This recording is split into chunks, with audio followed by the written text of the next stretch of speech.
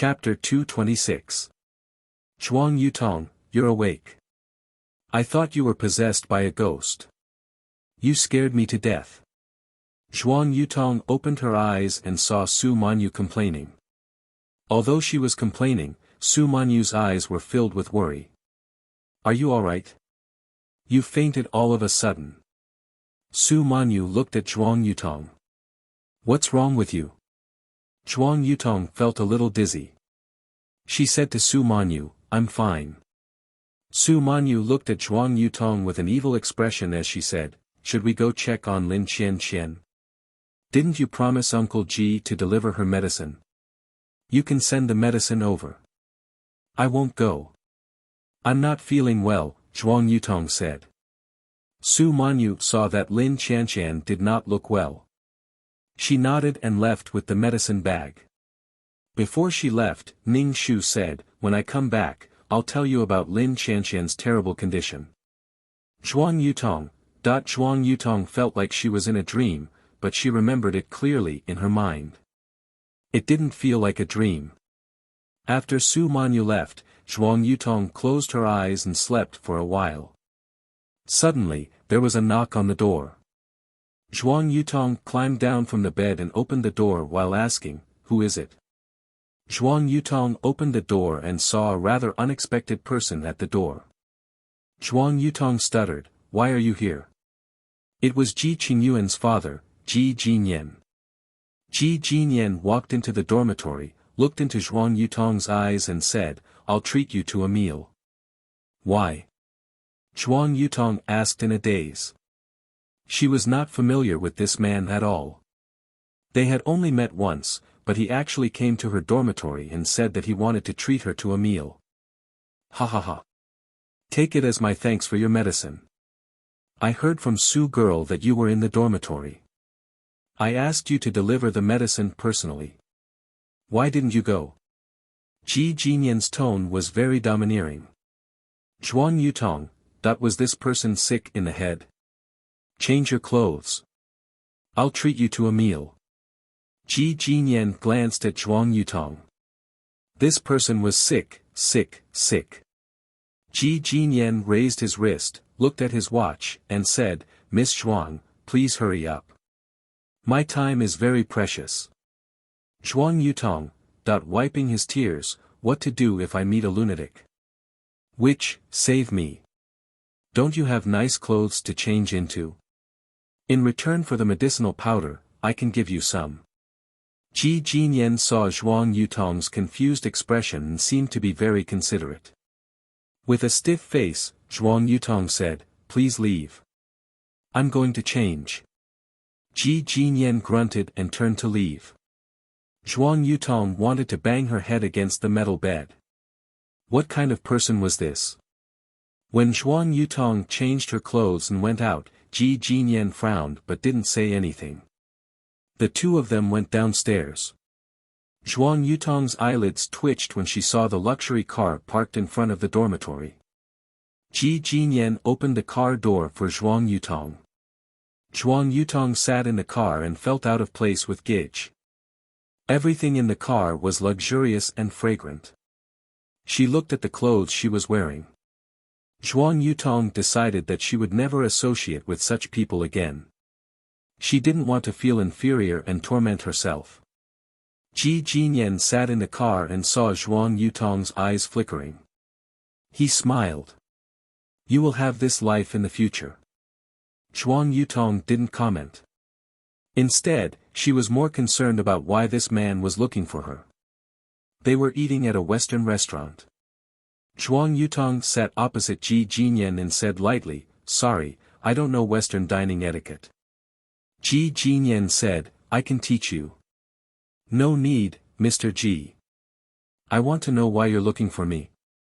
Zhuang Yutong asked. You're making me lose my appetite.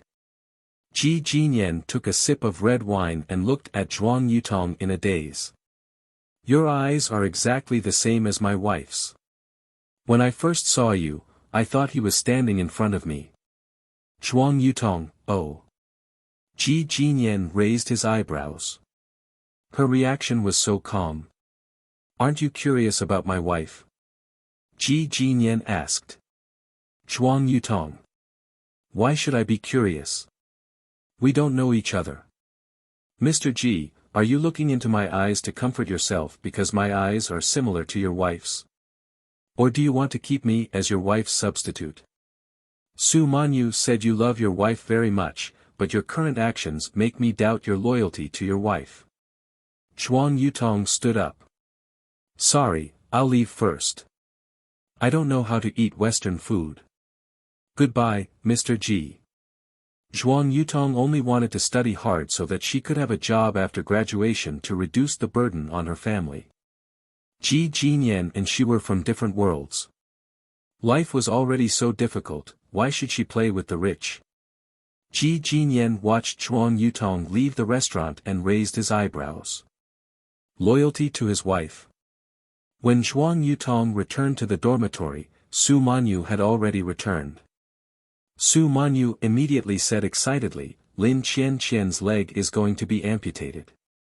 Her leg is seriously injured and the infection is very serious. We can only amputate it. I don't know if Ji Qingyuan will still like Lin Qianqian with a broken leg. Zhuang Yutong silently looked at Su Manyu's happy face and was speechless. Su Manyu's face fell. Zhuang Yutong asked, what's wrong? I'm getting engaged, Su Manyu suddenly said. Zhuang Yutong, why so sudden? Zhuang Yutong asked. You haven't even graduated yet. You don't understand the lifestyle of people in our class. We can still get married before we graduate. Marriage doesn't affect our lives. We can still have fun as usual. Su Manyu sighed. Zhuang Yutong asked again, who are you getting engaged to? Ji Qingyuan. Su Manyu rolled her eyes. Zhuang Yutong, the riches circle is so messy. Zhuang Yutong sighed. Damn, why is it so frustrating to get engaged to Ji Qingyuan? Damn, I have to get involved with Lin Qianqian again. It's so annoying just looking at her. It was obvious that Su Manyu didn't want to get engaged to Ji Qingyuan. People who want to live with each other for the rest of their lives should find someone they like, Zhuang Yutong said. Zhuang Yutong said with disdain, you're indeed a country bumpkin who doesn't know anything. We're combining interests. It has nothing to do with feelings. Don't you like Ji Qingyuan? Zhuang Yutong looked at her from the corner of her eyes. Damn, let's not talk about this dark history. I'd rather like a country bumpkin like you than Ji Qingyuan, Su Manyu said. Zhuang Yutong's mouth twitched. I don't need you to like a country bumpkin like me. You should go and like Ji Qingyuan. When did I say I liked you? I was just making an example. It means that Ji Qingyuan is not worth mentioning in my heart, Su Manyu quickly said. Zhuang Yutong, damn, what a vicious word. Look at how scared you are. Why would I like a country bumpkin? Su Manyu said with disdain. Her expression didn't look too good. She couldn't help but push Zhuang Yutong. I won't like you. Zhuang Yutong, what's wrong with you? Chapter 227. My lady, what are you doing? Qing Zhu saw Ning Shu smash the shark pearl and quickly said, My lady, this is the dowry that the marshal gave you. There is only one in the world. There was only one in the world, so it was good. Rather than giving it to the little fox, it was better to smash it herself. Ning Shu clapped her hands and said, I am not in a good mood, so I smashed a pearl for fun. My lady. Qing Zhu looked at Ning Shu and did not know what to say. Clean up the things on the ground. I am going to take a nap. Ning Shu returned to her bedroom and prepared to cultivate her peerless martial arts. She needed to take care of her body first. She meditated for half a day. Ning Shu felt hungry and opened her eyes. It was already dark. Qing Zhu was anxiously pacing around outside. When she saw Ning Shu come out, she let out a sigh of relief and asked, My lady, do you want to eat dinner now? Yes. Ning Shu sat on a chair as a palace maid served the dishes. Beside her, Qing Zhu said, "Your Highness, the little prince came over in the afternoon. I told him that your Highness was resting, so the little prince left." Ning Shu made a sound of acknowledgement and ate the food. It tasted really good. Qing Zhu carefully looked at Ning Shu and advised, "Your Highness, the little prince is still young, so he's naturally a bit playful. Perhaps it's because studying is really too hard." Ning Shu put down her chopsticks. Qing Zhu's expression changed. She quickly bowed and said, "I have overstepped my boundaries. I deserve to die." Ning Shu looked at this girl. She grew up with the original owner of the body. After the original owner died, she went into hiding. She wanted to take revenge for the original owner. She wanted to poison the little fox, but her plan was seen through and she was poisoned by Qing. Qing Zhu was born in the marshal's residence. The marshal's residence was executed and her family was killed. In order to take revenge for her master and family, she took the risk. Of course, the result was tragic. "Qing Zhu, get up." Ning Shu lightly said, "Being born in the royal family, how can there be a beautiful childhood? They are provided for by the common people of the world. They wear luxurious clothes and have servants to serve them. They are not like ordinary children who don't have enough to eat or warm clothes. Ordinary children even have to run around for their family's livelihood and they are very young. What kind of good childhood is there to speak of? You have to bear the responsibility of your position." Ning Shu said indifferently. In the end, Qingwang ended up in such a pitiful state. Why would he have to pay for his own laziness and willfulness? Of course, it was also because of the self-righteous indulgence of the little fox. If one didn't have the life of a main character, then one should work hard. Ning Shu did not know how to educate the child. She had never given birth to a child before, so she did not know how to educate a child. For the time being, she did not want to see the little munchkin. Qing Zhu comforted Ning Shu, "The little prince will definitely understand her ladyship's painstaking efforts." Children all had rebellious tendencies. The more pressure they were under, the more they would react. He could only take it slow.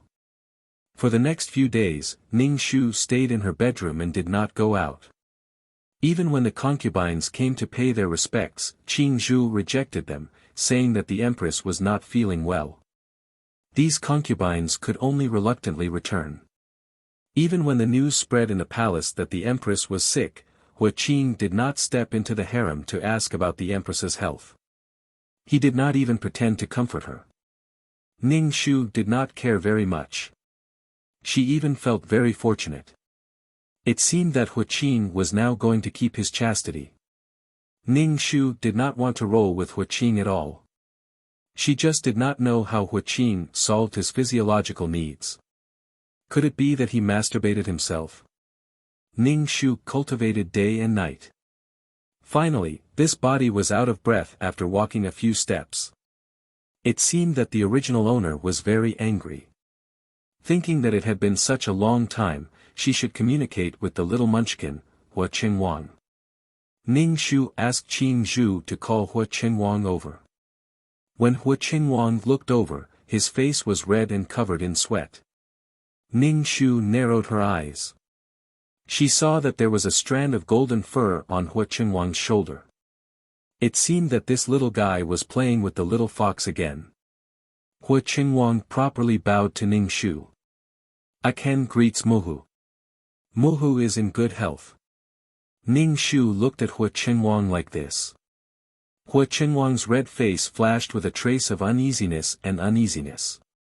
Ning Shu gently pulled Qingwang over and reached out to brush off the golden fox fur on his shoulder. "Muhu." Qingwang saw Ning Shu like this and his expression became even more uneasy. He lowered his head and did not dare to speak. "Qingwang, did you play with the little fox today?" Ning Shu asked gently. "Tell Muhu, where did you go?" "Muhu, Aken did not." Qingwang lowered his head and lied. Ning Shu said, Mohu does not mean to blame you. In the future, you can play with the little fox. Really? Mohu? Hua Qingwang suddenly raised his head and looked at Ning Shu with shining eyes. Ning Shu nodded. You can. Mohu, you are so good. Hua Qingwang squeezed into Ning Shu's arms and twisted his body to act spoiled with Ning Shu. Ning Shu was not used to this and pulled Hua Qingwang out of her arms. She said unhappily, you are already a man, yet you are still acting spoiled with Mohu. If you want to play with the little fox, Mohu has a condition. As long as you complete it, you can play with the little fox however you want, Ning Shu said seriously. Hua Qingwang immediately patted his small chest and said, Mohu, I can will definitely do well. Mohu doesn't have many requirements. Practice 20 characters every day and memorize a poem. As long as you complete it, you can go play. The sooner you complete it, the longer you can play with the little fox. Ning Shu gently coaxed him. Rather than make him study day and night, it was better to set a number. At least he would have a goal to strive for. Yes, Mohu. I will definitely complete it. Hua Qingwang promised, his face shining. Ning Shu nodded. As long as you can complete it, that is good. But you must complete it before you can play, understand? Qingwang, you really like the little fox. Yes, the little fox is very cute and very smart. I have never seen such a smart animal. Hua Qingwang nodded repeatedly. He looked very cute. Ning Shu played with her nails and said with a smile, is that so? I heard that your father also likes it. The little fox is so cute. Who wouldn't like it? Hua Qingwang said matter-of-factly. Ning Shu thought, I don't like the one in front of you. Ning Shu patted Hua Qingwang's shoulder. Remember the promise you made to Mohu. You are a man, and a gentleman's word is as good as a whip. I will remember it, Hua Qingwang said loudly. Hua Qingwang said loudly with the vigor of a child. He looked very cute, just like a little adult. Qing Zhu, who was next to Ning Shu, laughed. The palace maids in the palace all covered their mouths and snickered. Ning Shu laughed. Go play. Don't forget the 20 characters and the poem. Bring them to Mohu tonight for inspection. When Hua Qingwang left, his footsteps were like the wind. Qing Zhu, Ben Gong hasn't been able to sleep well at night recently. I keep feeling like there's something rustling around. It should be a rat. Get someone to put some rats in a hidden corner. Ning Shu said faintly. Qing Zhu agreed and went to do it. Chapter 228. At night, Hua Qingwang obediently brought his homework over. It was the 20 characters that Hua Qingwang had written. Ning Shu tested Hua Qingwang to see if he could recognize these characters. Hua Qingwang then recited a poem. He shook his little head like an old scholar reciting the book. After he finished reciting, he looked at Ning Shu. Ning Shu nodded and praised him, very good, Qingwang is very good. Hua Qingwang's face was red. He puffed out his chest and said, Son knows even more. To be honest, Ning Shu was really embarrassed. His handwriting wasn't as good as a 5-year-old child's. Ning Shu felt that he would definitely not use a pen in the future. When you play with the little fox, you have to be careful. Don't go to places that are too dangerous. Do you understand? Ning Shu reminded Hua Qingwang. Hua Qingwang nodded and said, Mohu, you are so good. Ning Shu patted Hua Qingwang's shoulder. He originally wanted to pat his little butt, but he felt like a strange auntie. He could only pat his shoulder. Go back and rest. Ning Shu said with a smile. He then reminded him, don't get scratched by the little fox. It is, after all, an animal. It is not good for the body to be scratched. When you wash at night, have the wet nurse wash with mugwort leaf water. Do you understand? Son understands. Hua Qinhuang nodded. After Hua Qinhuang left, Ning Shu let out a heavy breath. It was so difficult to communicate with a child. Nyang Nyang, today is the 15th. The emperor should come. Qing Zhu looked outside the hall, but it is already so late.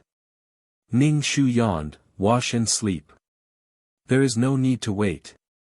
Qing Zhu looked at Ning Shu with comforting eyes and said, Nyang Nyang, it must be that the emperor is too busy. Too busy to sleep. Coming to the empress palace was basically just to sleep. It was only a few steps away. He just didn't want to come. Ning Shu had just laid down on the bed when he heard the sharp voice of a eunuch outside, the emperor has arrived. Ning Shu climbed out of bed and put on his clothes. Hua Qin walked in. Ning Shu bowed to Hua Qin. Qinxia pays respect to the emperor. Hua Qin was tall and had a belt around his waist, which made his waist look even more narrow. He gave off a very sexy feeling. The outline of his face was very deep and three-dimensional, and his nose was like a hanging gallbladder. The empress is going to bed already? Hua Qin asked, does the empress not remember that today is the 15th? Ning Shu could clearly feel that Hua Qin was angry. Hua Qin's face was expressionless as he frowned slightly. Ning Shu was speechless. If you don't want to come, then don't come. You look like you were forced to come, which made everyone's balls ache. Hua Qin was indeed forced to come. When he went to court today, old Xiao said that he hadn't visited the harem for a long time.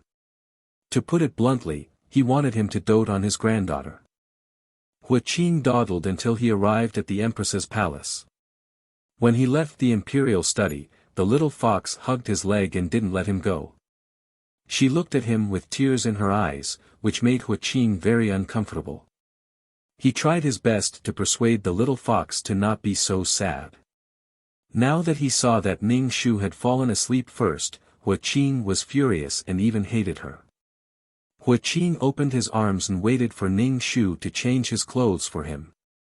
He said lightly, go to bed. Ning Shu nodded. Okay. Seeing that Hua Qin didn't want to roll with her, Ning Shu was relieved. Empress, change my clothes for me, Hua Qin said coldly. Ning Shu, 0, Ning Shu climbed out of bed again and took off Hua Qin's clothes. Then the two of them lay on the bed in silence. Hua Qin simply turned his back to Ning Shu. Ning Shu, what kind of virtue was this? If it was the original owner, her heart would have been broken by Hua Qin's cold violence. Ning Shu also turned over and was back to back with Hua Qin. Damn, it was really uncomfortable to have someone next to him. He was already tall and strong. He took up half of the bed and didn't let him sleep properly. Ning Shu closed his eyes and fell asleep in a daze. Suddenly, he was awakened by the shrill scream of an animal, which was full of pain. Hua Qin hurriedly got up and stepped on Ning Shu's leg without caring about the person sleeping next to him. Ning Shu immediately kicked Hua Qin away. Hua Qin accidentally fell to the ground, but he didn't care at all. With an anxious face, he shouted, where are you? The fox screamed. It was a bit like a high-octave dog bark, but also like a woman's scream. It was especially terrifying in the middle of the night and made people shudder. Hua Qin's face was very anxious. Ning Shu got down from the couch and asked Qing Zhu to light up the candle. Hua Qin directly snatched the candle. He clearly heard crying pitifully not far away. In the end, Hua Qin found the little fox under the window of the room. One of the little fox's forelimbs was caught in a rat trap and was bleeding. Hua Qin's heart ached immensely. Call the imperial physician, call the imperial physician. Hua Qin's eyes were red as he roared at Ning Shu. Hua Qin was calm, but the original owner had never seen him so emotional. Call the imperial physician. Ning Shu said to Qing Zhu. Qing Zhu hurriedly went to call the imperial physician. She was frightened by Hua Qin's appearance. Hua Qin squatted down and wanted to remove the rat trap, but he was afraid of hurting the little fox. He was so anxious that he didn't know what to do. The little fox cried at Wuxia with tears flowing down her face. She looked very pitiful. Ning Shu watched from the side.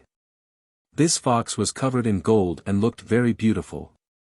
Her eyes were very lively and there was a cunning look in her eyes. But now, her eyes were dim and she kept crying at Wuxia. It was hard to imagine that an animal's body could contain a human soul. Ning Shu also learned something new. Could it be that the target of her missions in the future might also be non-human? Wuxia suddenly turned his head to look at Ning Shu and asked sharply, "Empress, why do you have such a dangerous thing in your bedroom?" Ning Shu said calmly, "I haven't been sleeping well these days. There are always rats at night, so I asked the palace maids to make a rat trap. I didn't expect it to come. It never comes to my palace. Who knew that something like this would happen?" This fox hadn't been in the palace for long. It hadn't become familiar with the ground and hadn't become as lawless as in the plot. "I don't know why it came today," Ning Shu said very sincerely. Wuxia was speechless for a moment. He couldn't say that it was because he was here and who relied on him. As the emperor, Wuxia would never say such words. At least, he wouldn't say such words in front of Ning Shu, the empress. Wuxia touched the little fox's head and comforted her, "It's okay. The imperial physician will be here soon." Woo. The little fox lay on the ground. Her voice was very weak from the pain. She was cursing in her heart. How could she be so unlucky? How could she be caught by this thing? Ugh, it hurt. It was all because of Wuxia, that bastard. If she didn't follow him, she wouldn't be injured. The more the little fox thought about it, the sadder she felt. She felt wronged and the pain in her wound made her cry. Wuxia wanted to hug the little fox. Chapter 229. Ning Shu looked at Wuxia's gentle appearance. It was clearly a person and a fox, but there was an indescribable ambiguity between them. Oh my God, love really could transcend race and gender. The imperial physician rushed over in a hurry. Before he could salute, Wuxia said anxiously, "Quickly save my pet." Yes. The imperial physician didn't even have time to catch his breath before he rushed to save the little fox. Wuxia watched from the side. When he saw the imperial physician touching the little fox's body, his face immediately darkened. He stared fiercely at the imperial physician's hand. He almost chopped off the imperial physician's hand. It was a strong sense of possessiveness. The little fox whimpered. The wound on its leg was very painful. Wuxia said repeatedly, "Be gentle. Be careful." Yes, Your Majesty." The imperial physician had to pay attention to his subordinates while being nagged by Wuxia. Ning Shu didn't say anything. He drank water at the side. He poured a cup of water for Wuxia and said, "Your Majesty, have some tea. It will be fine." Wuxia was already anxious, but this tactless empress still wanted him to drink water. Could he drink it now? Wuxia directly pushed Ning Shu's hand away. The teacup fell to the ground and the porcelain pieces shattered. Ning Shu hurriedly apologized, "Your Majesty, it's Qinxia's fault. Please don't be angry." There was still an imperial physician in the room. Wuxia took a deep breath and said, "It's fine. I don't blame you." Woo. The little fox whimpered in pain. It looked at Wuxia with its watery eyes. Wuxia and the little fox's eyes met. He immediately moved away from Ning Shu and comforted, "Don't be afraid, I'm here. You will be fine." Ning Shu raised his eyebrows and covered his mouth with a handkerchief. He almost laughed out loud. He felt that the little fox now regarded Wuxia as its possession. Wuxia kept calling for the imperial physician to be gentle. It took him a long time to rescue the little fox's forelimbs from the trap. Its fur was already soaked with blood, and it looked like it was seriously injured. It would probably need to recuperate for a period of time. The imperial physician placed the little fox on the bed and picked up the fur around the wound. Then, he sprinkled some medicinal powder on the wound and bandaged it up meticulously. "Your Majesty, the wound has been treated. Don't let it get wet during this period of time. This official will come to change the medicine every 2 days." The imperial physician wiped the sweat on his head and cupped his hands towards Huaqing as he spoke. Huaqing sat by the bed and nodded with a tense face. "You can leave." The imperial physicians left like a swarm of bees, leaving only Ning Shu, Huaqing, and the dying little fox lying on the bed in the room. "You're not allowed to put such dangerous things in the palace in the future. Look at what you've done to Huaqing," Ning Shu said coldly. Ning Shu's expression was indifferent as she bowed and said, "Qinxie will remember." Huaqing carefully picked up the little fox on the bed. Ning Shu said, "You can sleep by yourself tonight." Then, she left with the little fox. Ning Shu curled her lips and saw the bright red blood stains on the bed sheet. She said to the pale-faced Qin Zhu, "Remove this bed sheet and make the bed again. This consort wants to sleep." "Yes, Your Highness." Qin Zhu had the palace maids change the bed sheet. Ning Shu said, "Change the quilt cover as well." After changing the bed sheet, Ning Shu yawned and lay on the bed. Qin Zhu and Ning Shu comforted her, "Your Highness, don't be too sad." "Sad? This consort isn't sad. The one who's sad right now is someone else." Ning Shu sneered. Look at Huaqing's distressed expression. Originally, it was just in case, but she didn't think that the fox would actually fall for it. Relying on the fact that it was an animal, it could come and go as it pleased in the palace. It could go anywhere. The little fox especially liked to run to the concubines' palaces and secretly listen to gossip. Ning Shu didn't want her own palace to become a place where others could come and go as they pleased. It was likely that the little fox wouldn't come out to cause trouble for a long time. It also wouldn't be able to play with Huaqing Wang. "Qin Zhu, go to the Imperial Household Department tomorrow and see if there are any cute and big pets for Qing Wang." Ning Shu said this and closed her eyes to sleep. Oh my, it was better to sleep alone in a big bed. Compared to Ning Shu's comfort, Huaqing was like an iceberg. She held the little fox in her arms and said angrily, "Let's see if you'll run around again in the future. Didn't I promise you that nothing would happen between me and the Empress? Now you've hurt yourself like this." The little fox looked at Huaqing pitifully, but Huaqing's face was cold. In fact, his heart had already softened. He said coldly, "Let's see if you dare run to the Empress Palace again." "Woo!" the little fox whispered. It stuck out its pink tongue and licked Huaqing's palm. It used its little sharp teeth to bite Huaqing's finger. It seemed to be telling him not to be angry. After being bitten by the little fox, Huaqing's entire body felt like it had been electrocuted. His whole body was numb. His finger was bitten by the little fox, and there was a slight pain. It was an indescribable pleasure. Immediately, he felt his lower abdomen heat up. It was very exciting. This was a feeling that Huaqing had never experienced in more than 20 years. With just this bite, Huaqing suddenly felt the intoxicating love between a man and a woman. That kind of uncontrollable impulse and desire. Huaqing looked at the little fox in his arms with a burning gaze. Its eyes were very clear, and they were filled with innocence and confusion. Huaqing's lower abdomen had already raised its head.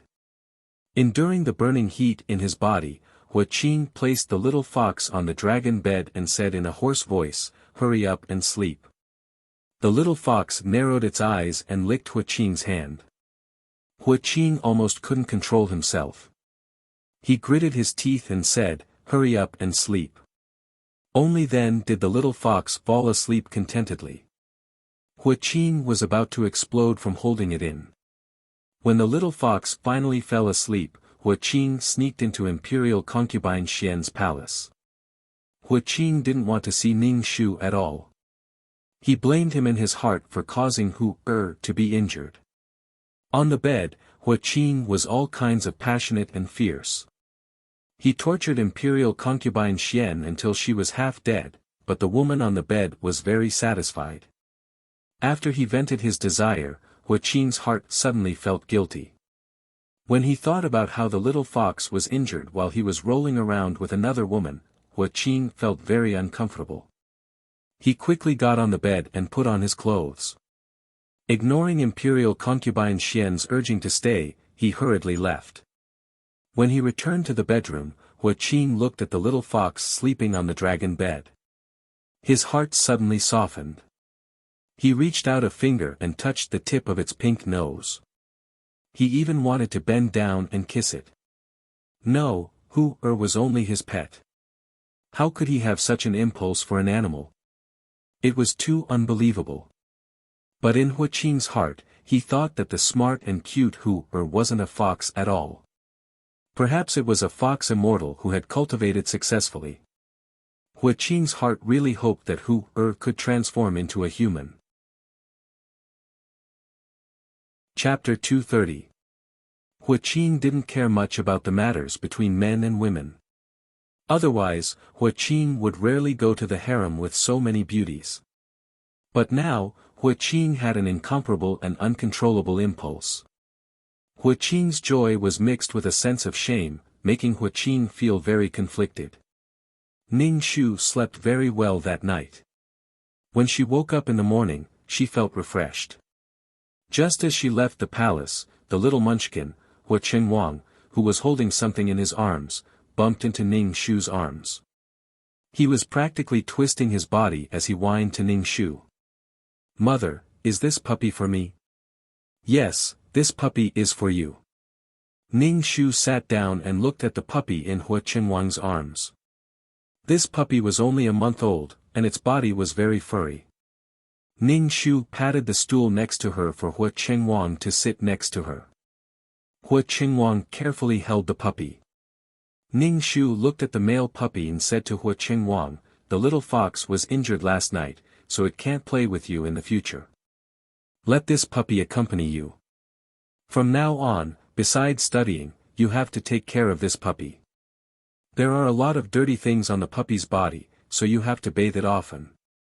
"Is the little fox injured? Is it serious?"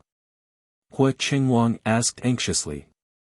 Ning Shu said indifferently, "It's not serious. It's just that its leg is injured, so it can't walk for the time being. Don't disturb its recovery. Your father won't let you see the little fox, so don't disturb it for the time being." "I will remember." Hua Qingwang nodded. "I will listen to mother. You're still a child. Eat with mother," Ning Shu said to Hua Qingwang. Hua Qingwang was quite cute, and his body had a milky fragrance. Hua Qingwang sat next to Ning Shu. Ning Shu gave him some food, and Hua Qingwang quickly said, "Thank you, mother." Ning Shu smiled. What a polite child. Hua Qingwang picked up a steamed bun and placed it next to the puppy's mouth. The puppy only stuck out its tongue and licked it. Ning Shu said, "The puppy is too small to eat this. Is it troublesome to make some porridge for the puppy later? Is Qingwang regretting it now?" Hua Qingwang was afraid that Ning Shu would change her mind, so he quickly said, "Mother, I will definitely take good care of the dog." After breakfast, Ning Shu took the medicinal powder and applied it on the puppy to kill the insects. Hua Qingwang also helped and applied the powder on his hand. "Qingwang, it's a small life. You have to take good care of it. Since you've chosen it, you have to take responsibility for it. Do you understand?" Ning Shu instructed Hua Qingwang. "I'll remember everything. I'll definitely take good care of him." Hua Qingwang's face flushed red, and he seemed very surprised. He acted coquettishly in Ning Shu's arms. "Mother, you're so nice. I'll definitely study hard and take good care of the puppy. Go." Ning Shu patted Hua Qingwang's shoulder and instructed Hua Qingwang's wet nurse to not let the little prince be scratched by the puppy. After Hua Qingwang left, Qing Zhu bowed to Ning Shu and said, "Nyang Nyang, the concubines of the various palaces have come to pay their respects. Let them in." It was time to see these women. Ning Shu stroked her wide sleeves. Ning Shu walked into the main hall from the side hall. As soon as she entered the main hall, Ning Shu's eyes were dazzled. She looked at the room full of women. There were all kinds. There were charming, cold, plump, and fragrant. The room was filled with fragrance. It was simply a pleasure. This concubine pays her respects to the Empress. May the Empress have good fortune and peace. The concubine Ning Shu bowed. Ning Shu looked at these beautiful women. So beautiful. Rise. Ning Shu said faintly. As soon as Ning Shu's voice fell, a woman suddenly said, "Nyang Nyang, last night the emperor stayed in noble consort Xian's palace." Ning Shu's expression was indifferent, but she was surprised. Last night, Little Fox was injured. Hua Qing didn't accompany Little Fox and actually had sex with a woman. Wasn't Hua Qing abstinent? He hadn't had sex with concubines for many months. Why did he suddenly have sex with concubines? Noble consort Xian has arrived. The eunuch outside the hall shouted. Noble consort Xian only arrived at this time. When noble consort Xian walked in, her body was a bit stiff. When she walked, her waist swayed slightly. Noble consort Xian's face was pink. Her entire person seemed to be shrouded in the clouds. She was in high spirits. It seemed that Hua Qing really did have sex with noble consort Xian last night. As soon as noble consort Xian walked in, she was met with all kinds of envious and jealous gazes.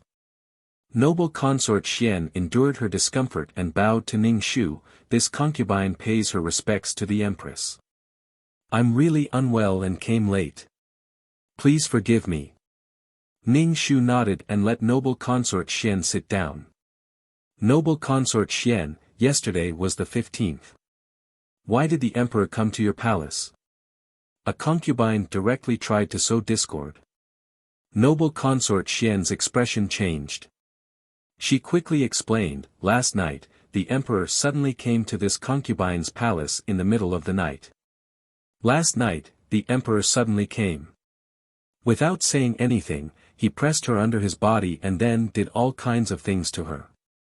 Thinking of the scene last night, noble consort Xian's face turned red again.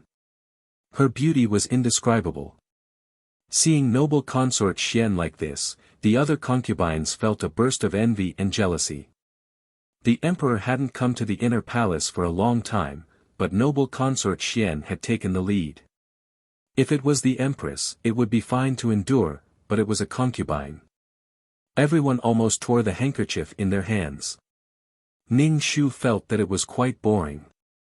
So many beautiful women were jealous of a man, but Hua Qing didn't like these beauties. He liked a fox. It was simply ridiculous. Ning Shu suddenly felt that the women in this room, including himself, were quite miserable. Their lives were worse than a beast's. Ning Shu reintroduced these concubines. For example, the one who had just instigated discord was Lan Jiayu. Then there was the incomparably cold consort De, and the enchanting noble consort Song. Ning Shu felt that it was boring and had everyone leave.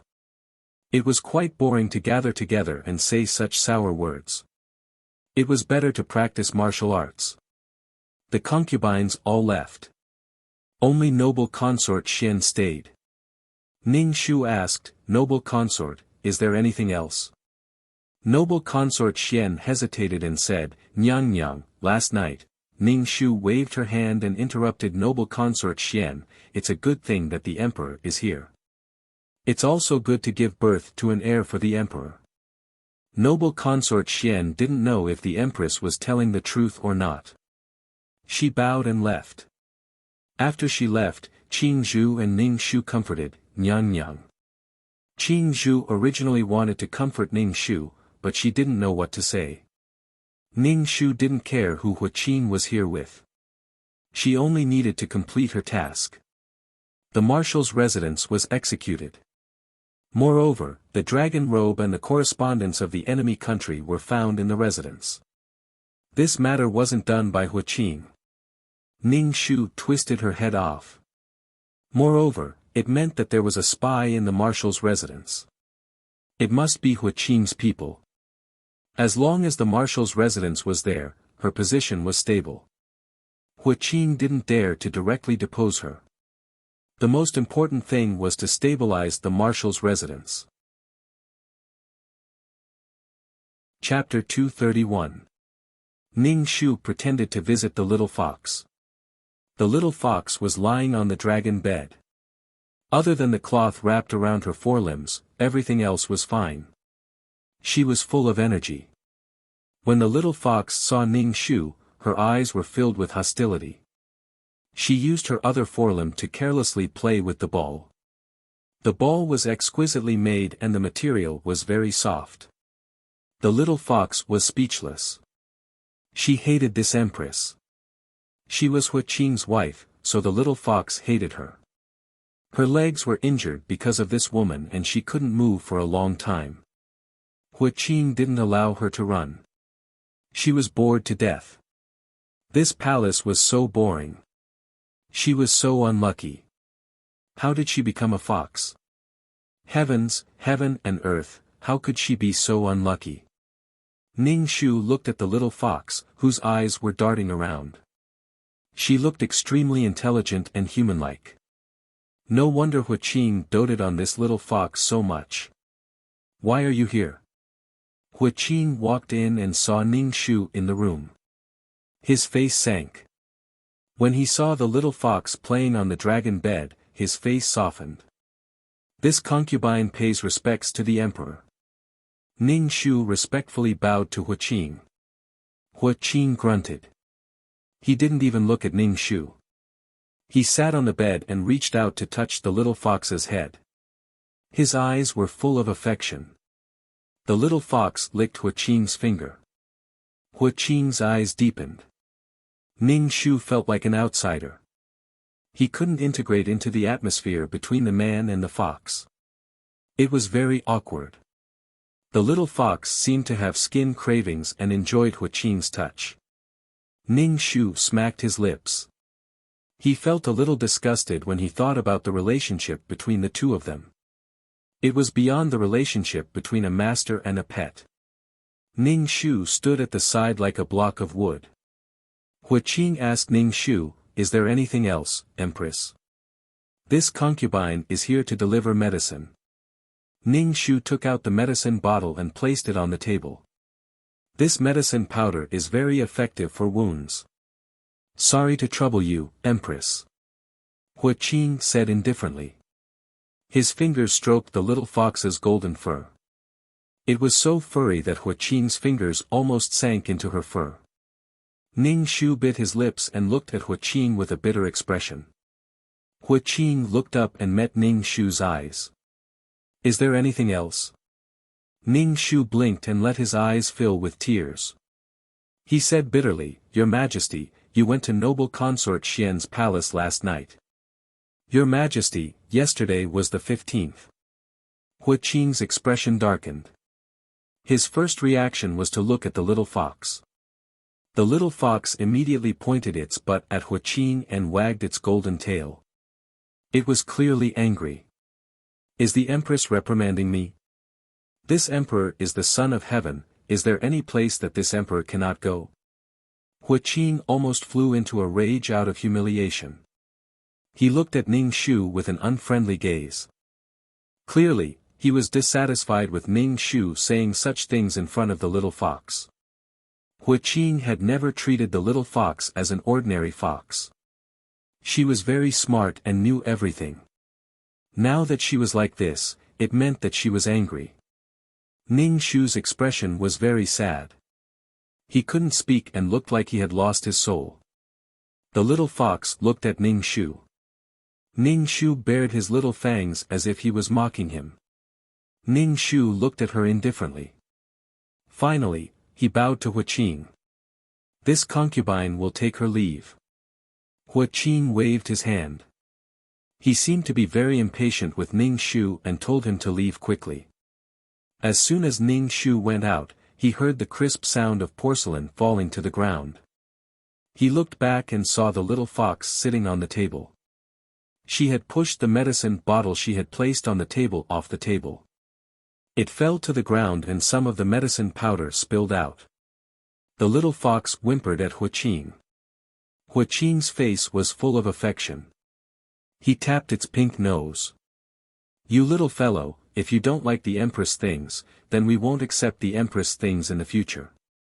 The little fox was a little happier. It raised its head slightly and whimpered angrily at Huaqing. Huaqing seemed to be able to read minds. He explained to the little fox. "Last night, we were wrong. We shouldn't have gone to noble consort Xian's palace. You little thing, you were jealous." The little fox nuzzled Huaqing's neck and whimpered. "From now on, we will only like you, little thing. Naughty little thing." Huaqing felt a piercing pain in his neck. The little fox was biting him, but it wasn't very painful. He knew that the little fox was punishing him. Huaqing's face showed an intoxicated and forbearing expression. Ning Shu didn't know how the man and fox communicated. It was amazing. Was this the legendary telepathy? They could understand each other's thoughts with just a look. How amazing. TSK, TSK, TSK. Ning Shu rubbed his eyes and decided not to watch. He went back to his palace and let them be lovey-dovey. "Nyang Nyang, madam is here. She is waiting for Nyang Nyang in the hall." Ning Shu had just arrived at the palace when Qing Zhu came to greet him. Ning Shu hurried into the hall and saw a woman wearing a noble robe sitting in the hall. This was the original owner's mother, Zhao Shi. This subject greets Nyang Nyang. When Zhao Shi saw Ning Shu, her eyes were full of concern. Ning Shu hurriedly supported Zhao Shi. "Mother, please rise. How is Nyang Nyang's health? I heard that Nyang Nyang wasn't feeling well." Ning Shu asked Zhao Shi. "Did the imperial physician prescribe medicine?" Ning Shu smiled and said, "Mother, your daughter is fine. How are grandfather and father?" "Your father is fine. Your grandfather is old and has some minor problems. It's nothing serious." Lady Zhao nodded and said, "Your father heard that you were not in good health in the palace, so he was a little worried." "Mother, I'm fine. Don't let father worry. Your daughter is fine." Ning Shu said to Zhao Shi with concern. "Mother, you also need to take care of your health." Zhao Shi looked around and whispered to Ning Shu, "Nyang Nyang, yesterday was the 15th. Was the emperor resting in your palace?" "Ning Shu, he was in daughter's palace." Ning Shu changed the topic and had Qing Zhu take the box.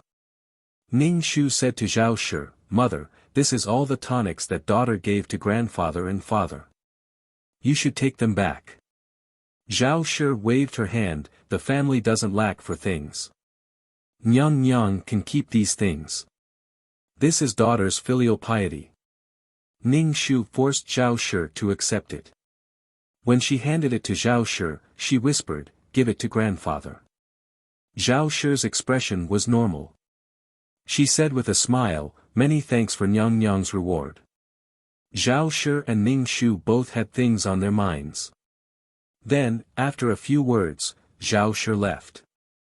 Ning Shu could only hope that grandfather could understand what he wanted to say. Thinking that he was going against Huaqing, the emperor, Ning Shu's legs went soft.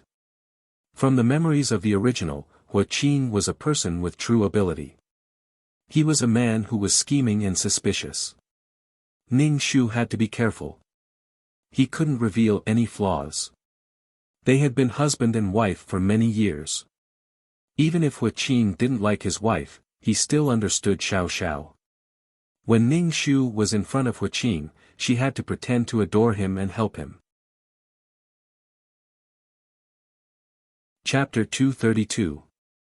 Little Munchkin, Hua Qingwang, came over with the puppy. He handed his handwriting to Ning Shu. Ning Shu looked at Hua Qingwang's handwriting and said happily, "Qingwang's handwriting is much better than before." Hua Qingwang looked at Ning Shu with watery eyes and said shyly, "Mother, I will study hard.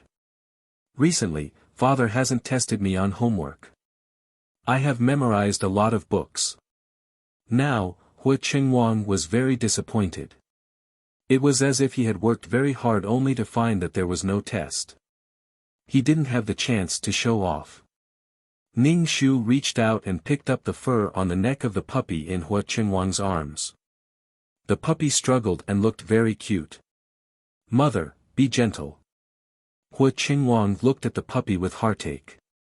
Ning Shu stuffed the puppy back into Hua Qingwang's arms. She looked at him seriously and said, "Qingwang, you are not studying for anyone else. You are not studying for father or mother. You are studying for yourself." Ning Shu still felt that Hua Qingwang was too lonely. There were no children of the right age to play with in the palace. That was why he was so attracted to the little fox in the plot.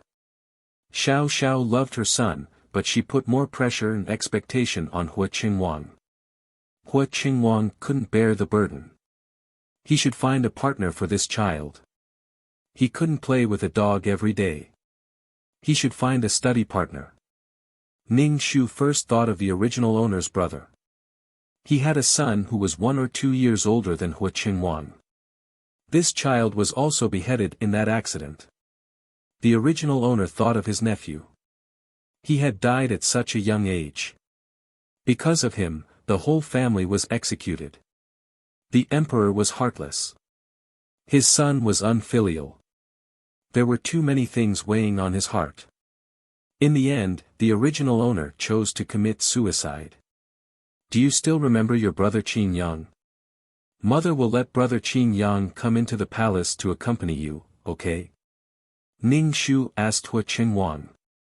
"Mother wants Qingwang to be happy." "Really?" Hua Qingwang looked at Ning Shu and said happily, "There will be a brother coming into the palace to accompany me?" "That's right." Ning Shu saw how happy Hua Qingwang was. He should let Hua Qingwang interact with other children. Ning Shu sent someone to inform his grandfather of this matter. The next day, Xiao Qingyang was sent to the palace. Xiao Qingyang looked strong, like a little calf. At first glance, one could tell that he was from a military family. Speaking of which, the Xiao clan was also filled with talents, with 4 generations living under the same roof. But in the end, not a single one of them survived, which made one's heart ache. "Auntie." Xiao Qingyang called out to Ning Shu. "Call her imperial concubine, not auntie." Zhao Shi unhappily patted Ning Shu's head. "Nyang, this boy is unruly. I'm afraid that he will offend the other Nyang when he enters the palace." "Grandmother, don't pat my head," Xiao Qingyang said loudly to Zhao Shi while rubbing his head. "Mother, don't worry. Your daughter will take good care of Qingyang." Ning Shu let the eager Hua Qingwang greet Xiao Qingyang. Ning Shu let the 2 children go out to play. Seeing Hua Qingwang so happy, Ning Shu also felt relieved. This could be considered as doing something for the original owner's son. Zhao Shi. Ning Shu said, "Father told me to thank Nyang for the things. Father said that he knows and will take care of it. Nyang doesn't need to worry." "Mother, the marshal's mansion is like the sun in the sky right now. There will always be some rascals scheming to deal with the marshal's mansion. We have to be careful with every step we take. Mother and sister-in-law must restrain the people in the mansion. Also, don't let people of unknown origins come to the marshal's mansion and use the marshal's mansion's prestige and power to bully others." Ning Shu suspected that the dragon robe and letter were the doing of the marshal's mansion. Right now, the marshal's mansion was a target. It had an empress and even gave birth to the eldest son of the first wife. The marshal held a large number of troops in his hands. No matter how one looked at it, the marshal's mansion was flourishing and had boundless wealth. Zhao Shi quickly said, "I will definitely pay attention." Xiao Qingyang stayed in the palace. Ning Shu let the two children live together. Every day, she set a time for them to study and play. They had to follow this schedule. Otherwise, she would send the puppy and Xiao Qingyang away. Hua Qingwang was now used to having someone to accompany him. If he returned to his old lonely days, he would rather die than live. He promised Ning Shu that he would study hard with Xiao Qingyang. Ning Shu nodded.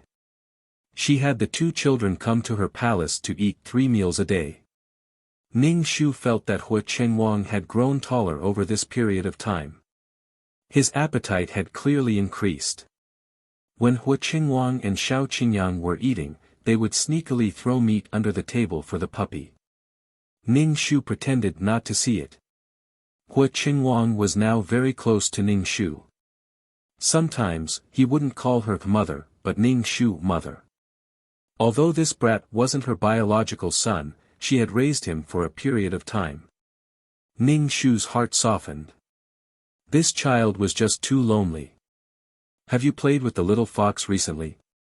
Ning Shu patted Hua Qingwang's head and asked.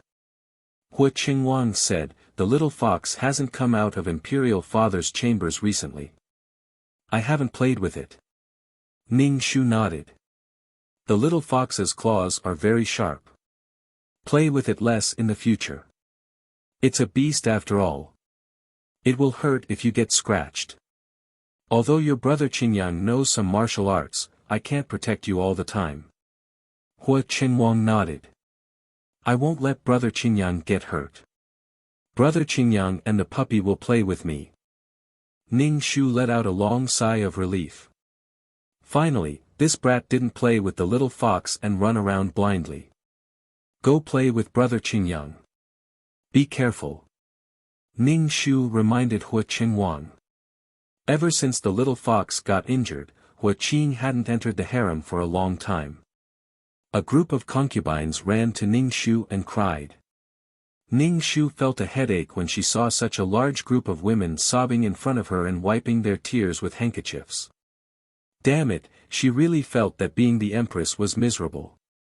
She had to share her husband with so many women.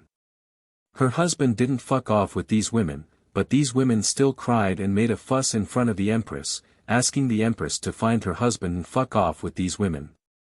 Damn it, it couldn't get any more miserable. It wasn't easy to be a virtuous empress. Ning Shu silently watched these women cry. The person who should be crying the most should be the original owner of this body. Why did it feel like this empress was the head housekeeper who came to her for everything? If you want to sleep with Hua Qing, go get him yourself. What was the point of crying to her? Ning Shu said indifferently, "All right, stop crying. His Majesty is busy with court matters and has no time to enter the harem. You should be more concerned about His Majesty's health. Instead of crying in front of me, you might as well make some tonic soup and send it to His Majesty." The concubines looked at each other in dismay. In the end, they took their leave and walked away with light steps. They were probably going back to make something to eat. The little fox would probably get angry again when she saw the things the concubines sent over. Ning Shu expressed that she was doing it on purpose to annoy people. There were so many concubines in the harem, but she insisted on having an ambiguous relationship with a fox. Although she was human on the inside, she was a beast on the outside. Chapter 233. When the concubines received Ning Shu's instructions, they sent food to him 3 times a day, constantly trying to make their presence known. Hua Qing's expression didn't change in the face of the concubines' enthusiasm. He didn't summon any of the concubines, afraid that the little fox would be angry. But the little fox was very angry when she saw the soup and pastries. The emperor was indeed a stud horse. The little fox despised Hua Qing in her heart and felt sour in her heart. Hua Qing doted on her a lot, but she was a fox. There were so many picturesque beauties in his harem. What was she? Oh heavens, how could she be a fox? The frustrated little fox ruined all the pastries and soup, making a mess on the table. The little eunuch next to her lowered his head and pretended not to see. Huaqing didn't care about the soup. Instead, he said to the little fox in a doting manner, "Shouldn't your anger be appeased? Little thing, why are you so cute?" The little fox whimpered and turned to leave in a tsundra manner. Her whole body was full of arrogance that said, "I'm very angry. Don't talk to me. Even if you talk to me, I'll ignore you." Huaqing laughed and picked up the little fox. "Why is your temper so wild? You're so cute. I don't know what to do with you." The little fox was angry, but when she saw Huaqing so happy, she couldn't help but bare her teeth and fiercely bite Huaqing's finger.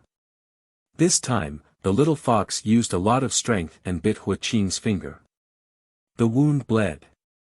"Your Majesty," the little eunuch asked in shock, "should we summon the imperial physician?" "There's no need." Huaqing thought for a moment and directly put the finger that the little fox bit into his mouth. He could even feel the little fox's breath on his finger. Huaqing's heart was beating like thunder. He felt that he was indirectly kissing the little fox. Huaqing couldn't help but move his tongue. Although his mouth was full of the taste of blood, Huaqing felt his whole body heat up. What was wrong with him? Was he sick? Woo woo woo. The little fox saw that she had bitten Huaqing and was bleeding. She immediately looked at Huaqing with an anxious and guilty expression. Her wet eyes were filled with tears. "Your Majesty, this little fox has injured the dragon body. Do you want to?" Before the little eunuch could finish speaking, he met Huaqing's cold gaze. He was so frightened that he immediately plopped down. "Your Majesty, spare my life, Your Majesty, spare my life. Drag him down and give him 20 beatings. He'll know what to say and what not to say," Huaqing said coldly. Immediately, guards came in and dragged the little eunuch out. The personal eunuch beside Huaqing said, "Your Majesty, I will also go out to supervise the execution." Huaqing wished that there was no one else in the room. He waved his hand and dismissed his personal eunuch, Eunuch Chiu. After Eunuch Chiu left, Huaqing hugged the little fox and said, "Little thing, your anger has subsided. Look, you've bitten me. If there's a next time, I won't let you off so easily." Although Huaqing said that he was going to punish the little fox, his tone was very charming. The little fox blushed a little. She was secretly glad that she had a fox face. Otherwise, she would definitely be blushing right now. Thinking about how this man doted on her so much, the little fox's tears fell. To have a man like this to dote on her was a little compensation from the heavens for transmigrating into a fox. "Little fox, don't cry. I was only joking when I said that I was going to punish you. I said that you're not allowed to cry again. If you cry again, I'll kiss you." Huaqing said those words in a hurry. He was stunned and didn't dare to look directly into the little fox's eyes. The little fox lamented in her heart again. Why was she a fox? There was such a super handsome man in front of her and she couldn't even eat him. She was really going to break down.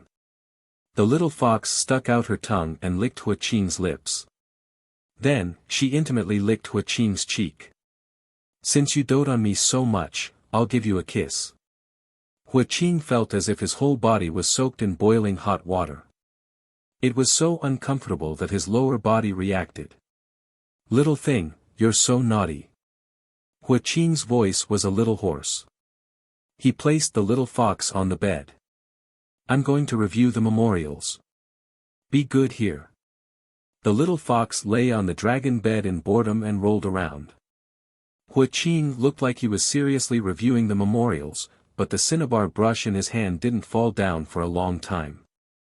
He gripped the cinnabar brush so tightly that the veins on the back of his hand popped out. It looked like he was enduring a lot of pain. He stared straight at the memorials in front of him. His mind was filled with the little fox's cute appearance and the bone-deep tremor of her tongue licking his lips. He was going crazy. He was really going crazy. Outside the hall, the little eunuch was pressed down on a bench by the guards. He complained tearfully to his master, Eunuch Chiu. "Master, this servant didn't do anything wrong. You insensible thing. Can't you see that His Majesty is the most powerful person in the palace and that fox is the second most powerful person? Even Her Majesty the Empress can't compare to this fox. In the future, if you encounter anything, just turn a blind eye." Eunuch Chiu looked at the little eunuch with disappointment. The little eunuch cried and said, "Master, it's just an animal." Still not shutting up.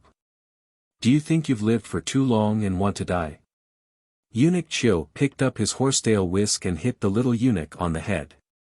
He ordered the guards, "Hit." The guards picked up the wooden planks and hit the little eunuch on the buttocks. It was so painful that the little eunuch cried out. The guards were a bit lighter on account of Eunuch Chiu. When the 20 planks came down, the little eunuch's eyes had already rolled back.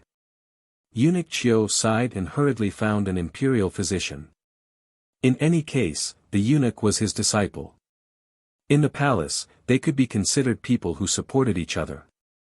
Ning Shu was watching Hua Qingwang and Xiao Qingyang right when Qin Zhu walked into the hall and whispered into Ning Shu's ear, "Nyang Nyang, Xiao Zi, who serves His Majesty, has been hit." Ning Shu raised her eyebrows and said to the two children, "Continue writing. You're not allowed to be lazy. Imperial Mother will come to check in a moment." When they arrived at the main hall, Ning Shu asked, "Did you find out what the reason was?" Qin Zhu shook her head, "I only heard that His Majesty said it himself. I'll go find out more." Ning Shu waved her hand and said calmly, "No need. Don't worry about this matter. Send some medicine to Xiao Zi. I'll remember." Qin Zhu left. Ning Shu tapped his finger on the table and made a rhythmic sound. This matter was most likely related to the little fox. Hua Qing's love for the little fox was built on the pain of others. The more callous he was to others, the more it would appear that Hua Qing doted on the little fox. Unprincipled and bottomless doting, it felt like the little fox was about to ascend to the heavens. Ning Shu suddenly laughed. True love was standing on the opposite side of the world. He didn't know if the little fox could be with Hua Qing when he stood on the opposite side of the world. Chapter 234. Imperial Mother, I've finished writing. Can I go play with older cousin? Hua Qingwang and Xiao Qingyang came over from the side chamber, holding the written characters in their hands. Ning Shu took a look and said, "Starting tomorrow, Qingyang will write 10 more characters every day. Your handwriting is really ugly. This consort remembers that your father's handwriting was very good. My father knows how to write. I've never seen my father write before. My mother said that my father's handwriting is like a dog's scratch." Xiao Qingyang asked Ning Shu with a shocked expression. Ning Shu was speechless. Naughty child. Hua Qingwang covered his mouth and laughed. Ning Shu waved his hand. Go play. After the two naughty children left, Ning Shu planned to enter the bedchamber to meditate and train his body before doing anything. Not long after, Hua Qingwang ran over in tears with a panicked expression. Ning Shu shouted, "Imperial Mother, save me. Imperial Father is going to beat Brother Qingyang to death." Ning Shu hurriedly got down from the bed. With a heavy expression, he picked up Hua Qingwang and asked, "Where is he?" "In the Imperial Garden." Hua Qingwang was so scared that he started crying. Imperial Father is so scary. Ning Shu quickly arrived at the Imperial Garden and saw Xiao Qingyang being pressed down on a stool, struggling like a little calf. "Stop, this consort stops." Ning Shu saw that the board was about to land on Xiao Qingyang's body and hurriedly called out. Xiao Qingyang was only a 7 or 8-year-old child. If this board hit him, wouldn't it kill him? Huaqing, that bastard. Huaqing's expression was cold when he saw Ning Shu arrive. The little fox was in Huaqing's arms. The golden fur on her body reflected a beautiful luster under the sunlight. In all honesty, this fox was really beautiful. People couldn't help but want to stroke her fur. If it wasn't for Huaqing, this fox's fur would probably have become a scarf around the necks of the concubines in the harem long ago. Ning Shu put Huaqing down and bowed. He asked Huaqing, "Your Majesty, did this child Xiao Qingyang do something wrong? You're running around the palace with the prince. As the prince's study companion, aren't you leading the prince astray by being so unrestrained?" Huaqing's expression was very ugly. Xiao Qingyang was from the marshal's mansion, and Xiao Xiao actually had the marshal's mansion's child accompany him to study. Did she think that this position would be Huaqing's in the future and had already arranged for someone to be by his side? Ning Shu took a deep breath and said, "Qingyang is still young. I want Qingyang to have a playmate, so I called Qingyang into the palace." Huaqing's eyes were deep, and no one could understand his current emotions. He said lightly, "A loving mother leads to a useless son. Don't forget that Qingyang is a child of the royal family. He doesn't need any playmates at all. Some people are destined to be lonely. Come, beat this dog to death for Zhen. How can he be Zhen's child if he's so frivolous?" Huaqing said with a heavy expression. Immediately, guards surrounded the puppy and hit it with a board. The puppy cried out miserably. It was hit in the head by the board and walked unsteadily. "Mother, mother, save the puppy. Mother." Huaqing pulled on Ning Shu's sleeve and cried for help from Ning Shu. Ning Shu shook Huaqing's head. This wasn't just about a dog. The puppy that was hit in the head fell to the ground and twitched. It whimpered twice and was hit in the head by another guard. The puppy's head was immediately deformed and blood splattered out. "Ah!" Huaqing screamed. Ning Shu quickly picked up Huaqing and let him lie in his arms. The moment the puppy was killed, Huaqing covered the little fox's eyes. The little fox's body trembled as if it was afraid. Huaqing moved closer to the little fox's ear and whispered, "Don't be afraid of Zhen. Zhen won't do this to you.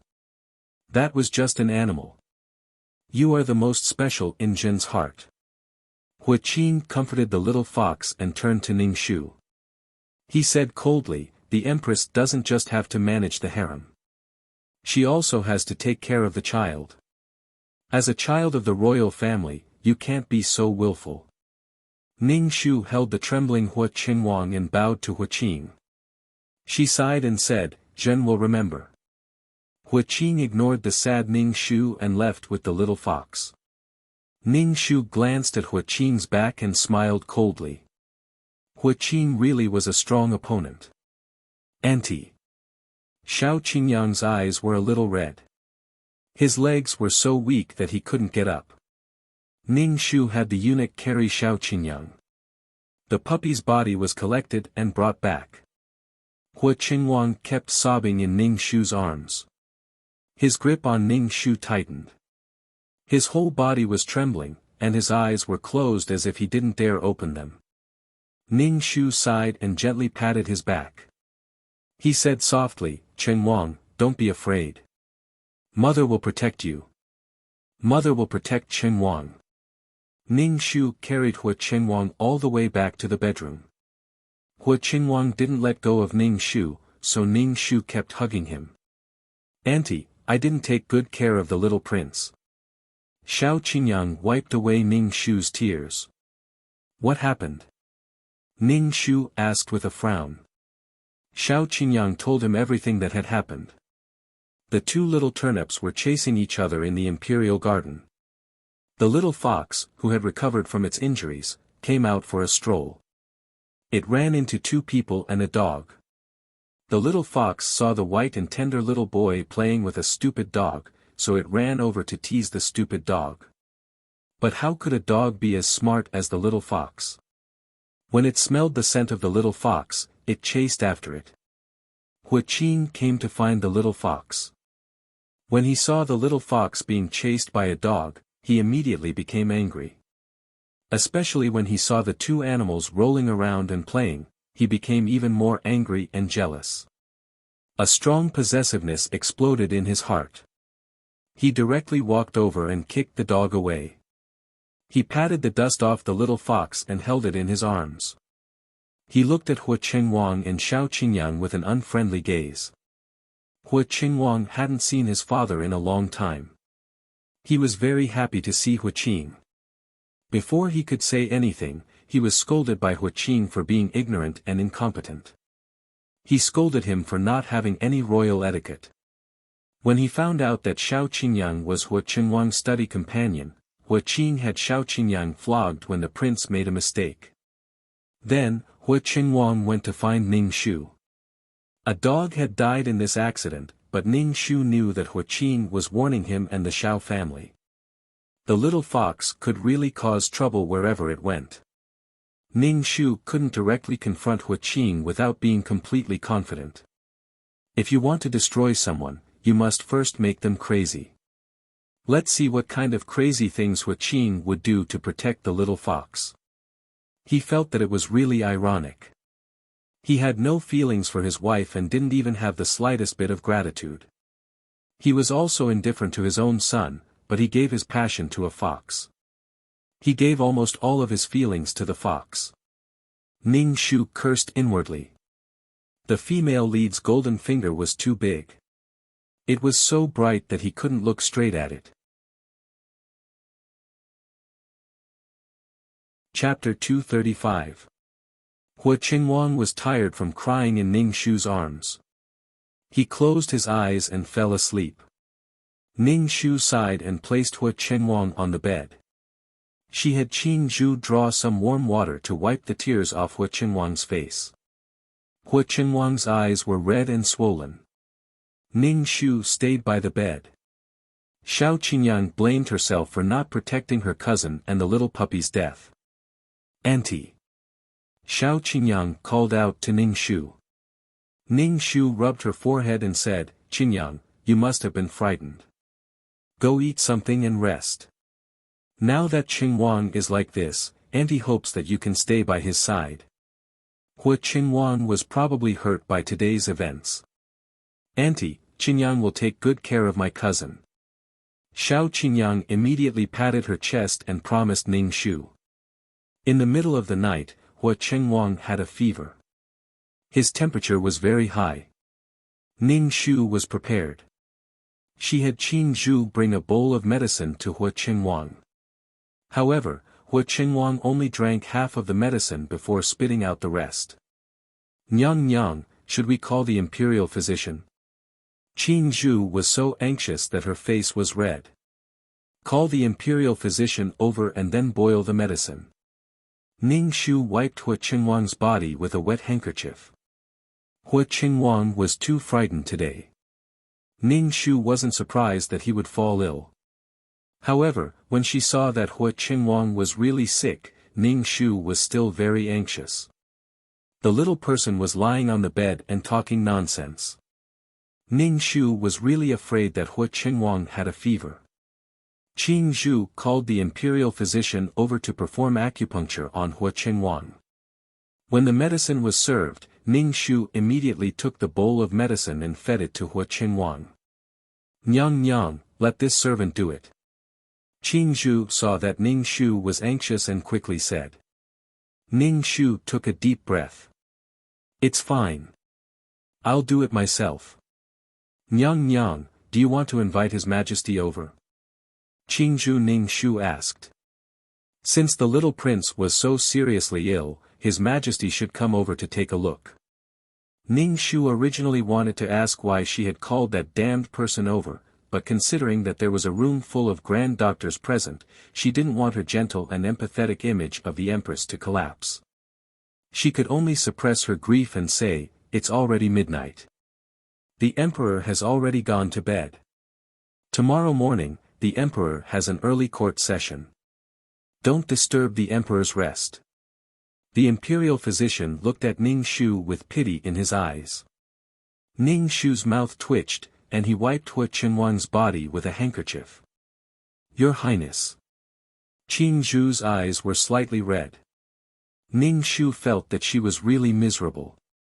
The emperor that Ning Shu said had gone to bed wasn't asleep.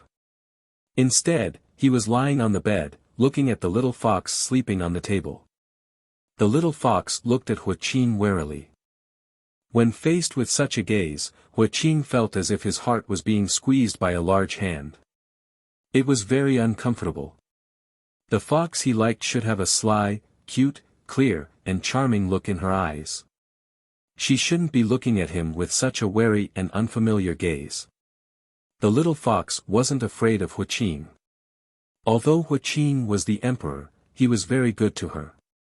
But when he ordered the puppy's death today, the little fox was scared out of her wits. She finally understood that this man was an emperor who could live or die as he pleased. The little fox empathized with the puppy's death. She was no longer a human, but a fox. Human life was worthless, and she was just an animal. Hua Qin got up from the bed and walked in front of the little fox. He reached out and hugged the little fox. The little fox's fur stood on end. Hua Qin gently stroked the little fox's back and whispered softly, "You shouldn't be afraid of me. You are mine. Seeing you play with other people makes me very uncomfortable. Although you are a fox, I have never thought of you as a fox in my heart.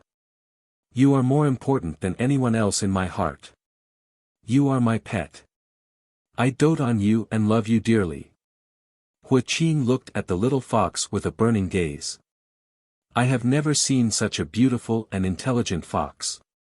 When she met Hua Qin's gaze, the little fox's heart beat rapidly. When she heard Hua Qin's words, the little fox felt that she was very lucky. Although she had become a fox, she had met Hua Qin. The Transmigration god didn't treat her unfairly. The little fox felt that she was letting down Hua Qin's love by being so afraid of him. She looked at him with a guilty gaze and stuck out her tongue to lick Hua Qin's fingers. Hua Qin's body trembled slightly, and then he said happily, "Fox, you're not angry anymore." When the little fox saw the smile on Hua Qin's face, her eyes were filled with hearts. He really was a super handsome guy. Do I look good? Hua Qin smiled brightly at the little fox. The little fox immediately nodded. You look good, you look very good. Hua Qin stroked the fox's smooth ears and carried the little fox to the dragon bed. The man and the fox snuggled together. Ning Shu watched over Hua Qinhuang for the entire night. After the imperial physician's efforts, Hua Qinhuang's fever finally subsided and he stopped talking nonsense. Ning Shu sat by the bed and watched over him. He said to Xiao Qingyang, who was beside him, "Qingyang, go to sleep. Auntie, Qingyang is not tired. Qingyang will watch over cousin until he wakes up." Xiao Qingyang's eyes were red. He had cried before and stayed up all night. His eyes really looked like a rabbit's eyes. Ning Shu didn't force him. If he was tired, he could lie on the bed and sleep for a while. Imperial concubine, drink some hot tea. Qing Zhu held a teacup. Ning Shu took it and gulped it down. Then, she used a handkerchief to wipe the sweat off Hua Qinhuang's body. Hua Qinhuang slept for a day and a night before waking up. He opened his eyes and looked at Ning Shu in a daze. Ning Shu was dumbfounded. Could it be that there was something wrong with the fever? Imperial mother, Qinhuang is scared. Hua Qinhuang's voice was very hoarse. Ning Shu quickly poured some water for Hua Qinhuang to drink. As Hua Qinhuang drank the water, he cried. Ning Shu hugged Hua Qinhuang and said softly, "Qinhuang, don't be afraid. Imperial mother will definitely protect Qinhuang. Cousin, you're awake." Xiao Qingyang, who was lying on the bed, woke up. When he saw that Hua Qinhuang had woken up, he was so happy that he wanted to cry. Cousin. Hua Qinhuang's body was very uncomfortable. It was so uncomfortable that he wanted to die. Ning Shu told Xiao Qingyang to go down and eat breakfast. Only Ning Shu and Hua Qingwang were left in the bedchamber. Ning Shu looked at Hua Qingwang and asked, "Qingwang is blaming Imperial Mother. You're blaming Imperial Mother for not saving the puppy, aren't you?" Hua Qingwang's tears fell again. Ning Shu asked hoarsely, "Why, Imperial Mother?" Ning Shu shook his head and said indifferently, "Because Imperial Mother couldn't do it." "Why?" Hua Qingwang looked at Ning Shu in confusion. Ning Shu reached out and patted Hua Qingwang's head. "Qingwang, it's because Imperial Mother is facing your Imperial Father. He is the most powerful person in the world. Everyone is a subject in front of him, including Imperial Mother and you. Imperial Mother has already saved your cousin. This can't be repeated. Qingwang, do you want Imperial Mother to give up on saving Qingyang and saving the puppy?" "No, Qingwang doesn't want anything to happen to cousin." Hua Qingwang shook his head. "But why did Imperial Father beat the puppy to death? It didn't know anything. He was jealous and warned her and the Xiao family." Chapter 236. Hua Qing was dissatisfied with her and with Xiao Qingyang becoming Hua Qing's study companion. Hua Qingwang felt terrible. He had never felt so terrible before. Ning Shu sighed and said, "Mother has taken care of the puppy's body. When you are better, bury it." Hua Qingwang stared at Ning Shu and asked word by word, "Imperial Father also has a little fox by his side. Imperial Father can raise a little fox, but he said that I lost my will to play around and killed a little dog. Why can Imperial Father do it, but I can't? Qingwang wants to know why." Ning Shu looked at this child. He was different from before. After experiencing pain, he should have come to his senses. Even though he had the noble identity of a prince, this nobility was like duckweed without roots. Ning Shu smiled faintly. "Why?" "Because your father is the emperor. He controls the fate of the world. He holds our fate in his hands. No one can provoke him. He has the absolute power to protect the things he loves. He can take away the most important things of others, but no one dares to say anything. Father is the emperor. He has the power to protect the things he loves." Hua Qingwang looked at Ning Shu in a daze. Ning Shu hugged Hua Qingwang and said faintly, "Qingwang, there is nothing absolute in this world. Everyone has to pay the price for their actions. Mother hopes that Qingwang can be happy, but do not desire the affection of an ordinary family from your father. Your father is the emperor. He controls our fate. Even our lives are in the hands of others, let alone feelings. Mother, what should Qingwang do to not feel so terrible?" Hua Qingwang shed tears and looked at Ning Shu. "I want to protect Mother. I want to protect the things that I cherish. I don't want what happened today to happen again. Mother, I feel terrible. I feel terrible." Ning Shu's heart ached. She used her handkerchief to wipe away the tears on Hua Qingwang's face and patted his back. "Qingwang, be happy. Your Imperial Father can't take away your happiness. Imperial Mother hopes that Qingwang will be happy. Imperial Mother will seek justice for what happened today. Mother." Hua Qingwang threw himself into Ning Shu's arms and wailed. Ning Shu, however, breathed a sigh of relief. Venting was better than holding it in. There were still tears on Hua Qingwang's face. Ning Shu wiped the tears off his face with a handkerchief. "Nyang Nyang, have some food." Qing Zhu's face was somewhat haggard. She had accompanied Ning Shu to keep watch for the entire night. Ning Shu took the bowl of porridge and said to Hua Qingwang, "Qingwang, eat something. You'll get better faster." Ning Shu fed Hua Qingwang spoonful after spoonful of porridge. Hua Qingwang asked Ning Shu, "Imperial Mother, has Imperial Father been here? Has Imperial Father come to see me?" "No."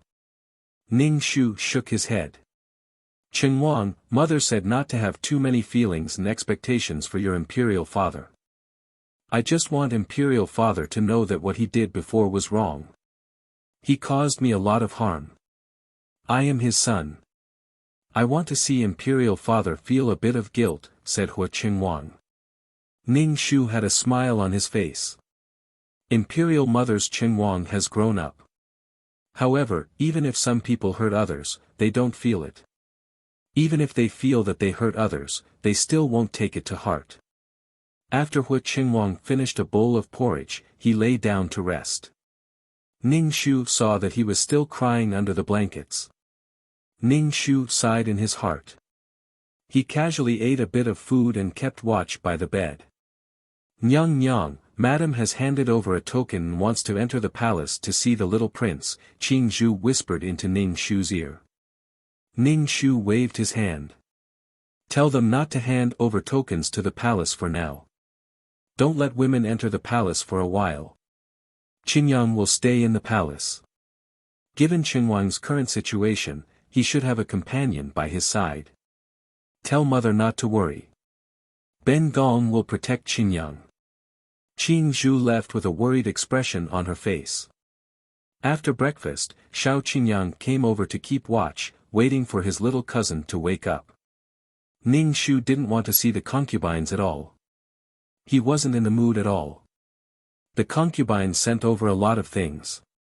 Ning Shu had Qing Zhu stuff them into the storeroom without even looking at them. At noon, Qing finally found out that his son was sick.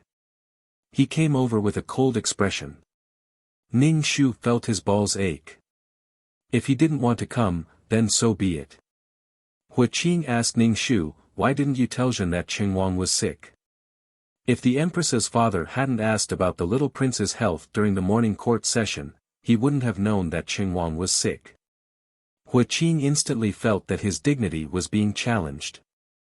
He was the master of the imperial palace. Someone else actually knew what was happening at home before he did. Everyone outside knew what was happening in the imperial palace. What did they think the imperial palace was? When Ning Shu heard Qing's words, he became a Spartan. He had never seen such a shameless person. He scared his son until he fell ill, and now he was questioning him. Ning Shu was roaring in his heart, but on the surface, he looked tired and anxious to explain. Qinhuang got sick late at night, so Qinxie didn't disturb your majesty. You should have sent someone to tell Zhen in the morning.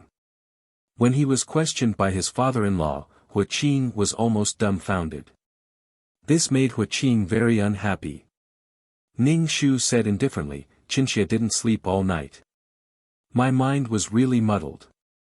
I forgot to send someone to tell your majesty. It was Qinxie's fault. Qing was speechless for a moment. He sat by the bed and looked at the sleeping Qinhuang. He asked, how is he now? Much better, Ning Shu said. Qing's expression was not good. He said coldly, as my child, he actually got sick over such a small matter. How can he be worthy of being my son? Ning Shu, fuck your mother, fuck, you speak as if your son wasn't human. He wasn't made of flesh and blood and wouldn't be sad. In the end, he just didn't care. If the child on the bed was his and the little fox's child, he would probably be roaring and chopping off the imperial physician's head. Ning Shu's mouth twitched. She said indifferently, Qinxie will take good care of Qinhuang. Qing dilly-dallied for a while before leaving. It didn't even take the time to drink a cup of tea. He probably went back to find the little fox. He was afraid that the little fox would be angry. With Ning Shu accompanying him day and night and Xiao Qingyang watching over him, Qinhuang's illness took more than a month to recover. After enduring for a month, Ning Shu felt that he had lost weight. Qing only came once. He didn't come at all other times. He felt very cold. He was so cold to his own child. Qinhuang didn't ask if his father came to see him again. Ning Shu felt that Qinhuang had changed a lot. He was no longer as lively and playful as before. Now, Ning Shu didn't have to say anything. He would study on his own. Ning Shu often counseled Chen Wang. In the past, he tried to think of ways to get Chen Wang to study. Now, he wanted Chen Wang to pay attention to the balance between work and rest. Being a mother was so hard. Chapter 237. Ning Shu's mind had been focused on Hua Qingwang during this time, so he rarely asked about the affairs of the imperial harem. He asked Qin Zhu, what happened recently? Qin Zhu thought for a moment and said, actually, it's nothing much. It's just that the emperor's pets like to go to the palaces of the imperial concubines and break things, which annoys the imperial concubines. They originally wanted to ask the imperial concubines for justice, but this servant pushed them away. The imperial concubines went to the emperor and were scolded by the emperor. Wasn't this asking for a rebuff? With Hua Qing's love for the little fox, even if the imperial palace was burned down, it would be fine. These imperial concubines were also stupid. They simply set up rat traps in the palace like she did. If they were caught, they deserved it. It wasn't that these imperial concubines didn't think of it, but they didn't dare to. Before hitting a dog, one had to look at its master. This fox's master was the emperor, so they could only swallow it. It was quite hard to get to this point, but it didn't make sense for them to live so comfortably.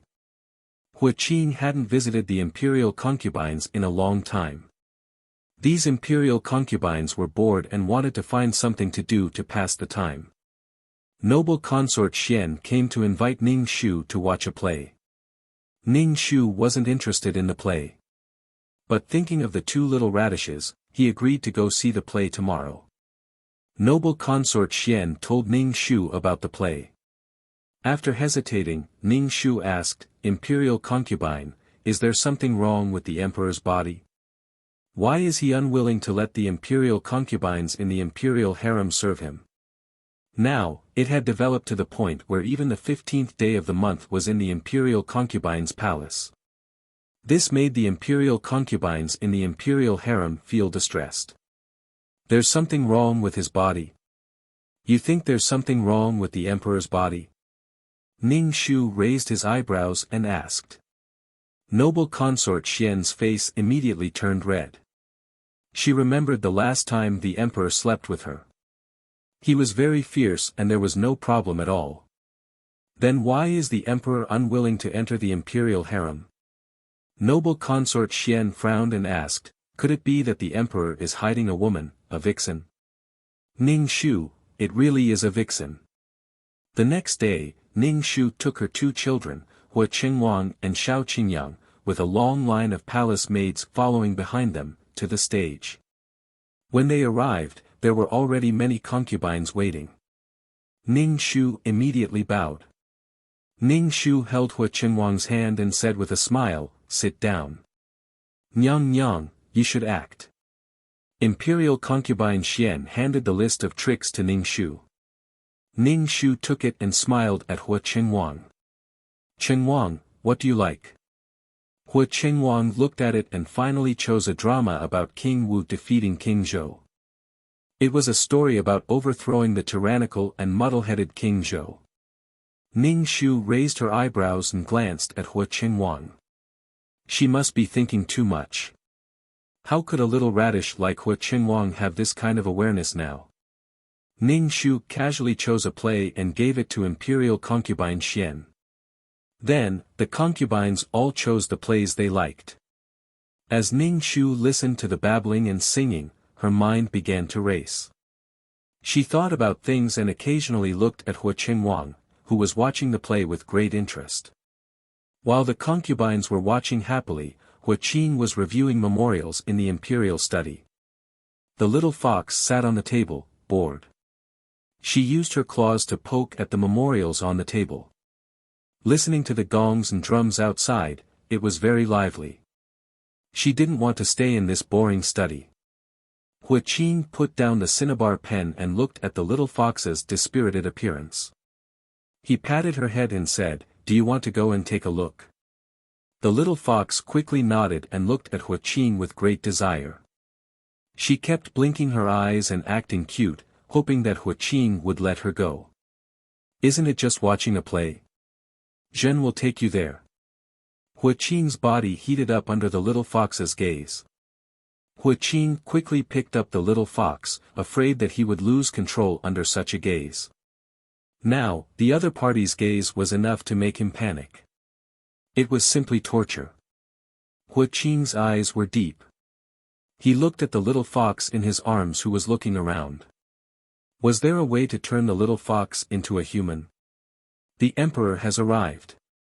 The eunuch's shrill voice sounded. No one thought that Huaqing would suddenly come. The concubines' faces were filled with extreme joy. Huaqing's arrival caused a commotion. The concubines quickly tidied up their clothes and adjusted the hairpin in their hair. In short, they wanted to be in their best state to welcome Huaqing. Ning Shu was very curious why Huaqing had suddenly come to the back palace. But then she saw the little golden fox in Huaqing's arms and her heart suddenly had a bad feeling. She really didn't want to be in the same frame as the female lead. Whenever the female lead appeared, something would happen. Qinxie pays respects to the emperor. Ning Shu bowed to Huaqing. Qinxie pays respects to the emperor. The concubines also bowed. Qinxie pays respects to Fu Wang. Hua Qinhuang obediently bowed to Huaqing. Huaqing looked Hua Qinhuang up and down and said, even if your body is better, don't run around. Yes, Qinxie will remember. Hua Qinhuang was very obedient. He glanced at the little fox in Huaqing's arms, bit his lip, and finally looked away. The little fox was held in Huaqing's arms. Seeing these concubines flirting with each other, it felt very uncomfortable. Thinking that these people were all Huaqing's women, the little fox cursed Huaqing in its heart. It regretted coming to watch the show. The little fox's eyes widened. It bared its teeth and whimpered at these concubines. Huaqing coldly grunted. He sat in a chair and said indifferently, you guys continue to watch the show. Don't mind Zhen. Ning Shu sat next to Huaqing.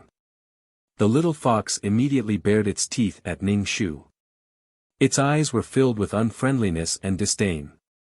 Ning Shu looked at her indifferently. Fuck, one day I'll skin you and make you into a scarf. The little fox's hair stood on end under Ning Shu's gaze. She was indeed a vicious woman. On the surface, she appeared gentle and considerate, but she was a hypocrite. She really pitied Huaqing. These concubines in the harem were all here for glory and wealth. Which one of them truly loved Huaqing? The stage was singing, but all the concubines' attention was on Huaqing. Huaqing didn't say anything. He stroked the little fox's golden fur. He didn't want to pay attention to anyone, but he couldn't resist the concubine's enthusiasm. He desperately tried to find a topic to talk about. Your Majesty, this fox is really beautiful. A concubine wearing a pink palace dress said sweetly to Huaqing. Her smile was like a flower. Ning Shu looked at her. She was just a beauty. She was basically not favored. She probably had to muster up her courage to take a gamble. Humph, what an ugly smile. The little fox was annoyed. It gently scratched Huaqing's palm with its claws. Don't look, don't look. What's so good about this woman? This concubine has many furs, but none of them are as beautiful as this one. Beauty Lin continued. Ning Shu wanted to cover his face. He sighed in his heart. He had flattered the wrong horse. Chapter 238. This beauty wanted to praise the little fox's beauty, but she used the fur in her closet as a comparison. Not all the concubines in the harem were scheming, and there were some who were naive and sweet. When the little fox heard the word fur, all the fur on its body stood up and it shrieked at the beauty. Huaqing looked coldly at Beauty Lin and comforted the little fox. He said gently, "It's fine. With me here, no one will dare to do anything to you. The concubines were stunned when they saw Hua Qing's gentle appearance. They had never seen the emperor so gentle. It could melt their hearts, but this gentleness was directed at a beast. Envy, jealousy, and hatred were scratching their hearts and lungs. With Hua Qing's assurance, the little fox raised its chin proudly. It still felt angry, so it jumped down from Hua Qing's body and onto Beauty Lin. It reached out its claws and messed up her hair. Beauty Lin screamed. Beauty Lin screamed. She was in a sorry state. The little fox was very pleased. Look, all of them were pretending to be nice all the time. Now they were all exposed. Humph, bad woman. She even wanted to skin it. She was simply vicious. Don't think that she didn't know what this woman was thinking. The little fox raised its claws and scratched at Beauty Lin's face. Immediately, several bloody wounds appeared on Beauty Lin's face. Beauty Lin fell to the ground in pain. She covered her face with her hands. Blood flowed through the gaps between her fingers. My face, Ning Shu stood up and wanted to call for an imperial physician, but Hua Qing spoke first. Beauty Lin has been disrespectful in front of the palace. She will be demoted to Yeting. This was only a beauty, so Hua Qing didn't care at all. If it was the empress or other concubines with strong family backgrounds, he would definitely not do this. Kill the chicken to warn the monkey. First, it was for her. He wanted her to be at ease and know that no one in the palace could hurt her. Second, it was to warn these women that this fox was his and he wouldn't let these concubines hurt her. The little fox raised its head and walked proudly towards Hua Qing. She was enforcing justice on behalf of the heavens. Don't think that she didn't know this beauty had a bad temper in private. She once saw this beauty scolding and beating a palace maid just because she did something wrong. Being banished to the cold palace could be considered retribution. The little fox jumped into Hua Qing's arms. Hua Qing tapped the tip of her pink nose and said, "You little thing." His affection for her was obvious. Ning Shu was speechless. Hua Qing was willing to do anything to make the beauty smile. Looking at the smug look on the little fox's face, he was really a fox exploiting the tiger's might to the fullest. Her face was ruined and she was banished to the cold palace. Beauty Lin was stunned on the spot. It wasn't until a guard came to take her off that she reacted. She screamed in horror, Your Majesty, this concubine is innocent. This concubine was wrong. Your Majesty, please forgive this concubine." Beauty Lin's clothes were taken off, and her face was covered in blood. She looked particularly miserable. Everyone was on tenterhooks. They weren't happy because there was one less person to compete with. Instead, they felt a sense of sadness. To end up like this because of an animal was simply ridiculous. Ugh, ugh.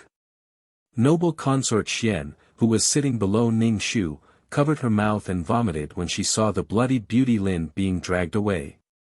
Noble consort Xian wanted to hold it in, but she vomited even more violently. Ning Shu's eyes flashed when he saw noble consort Xian like this.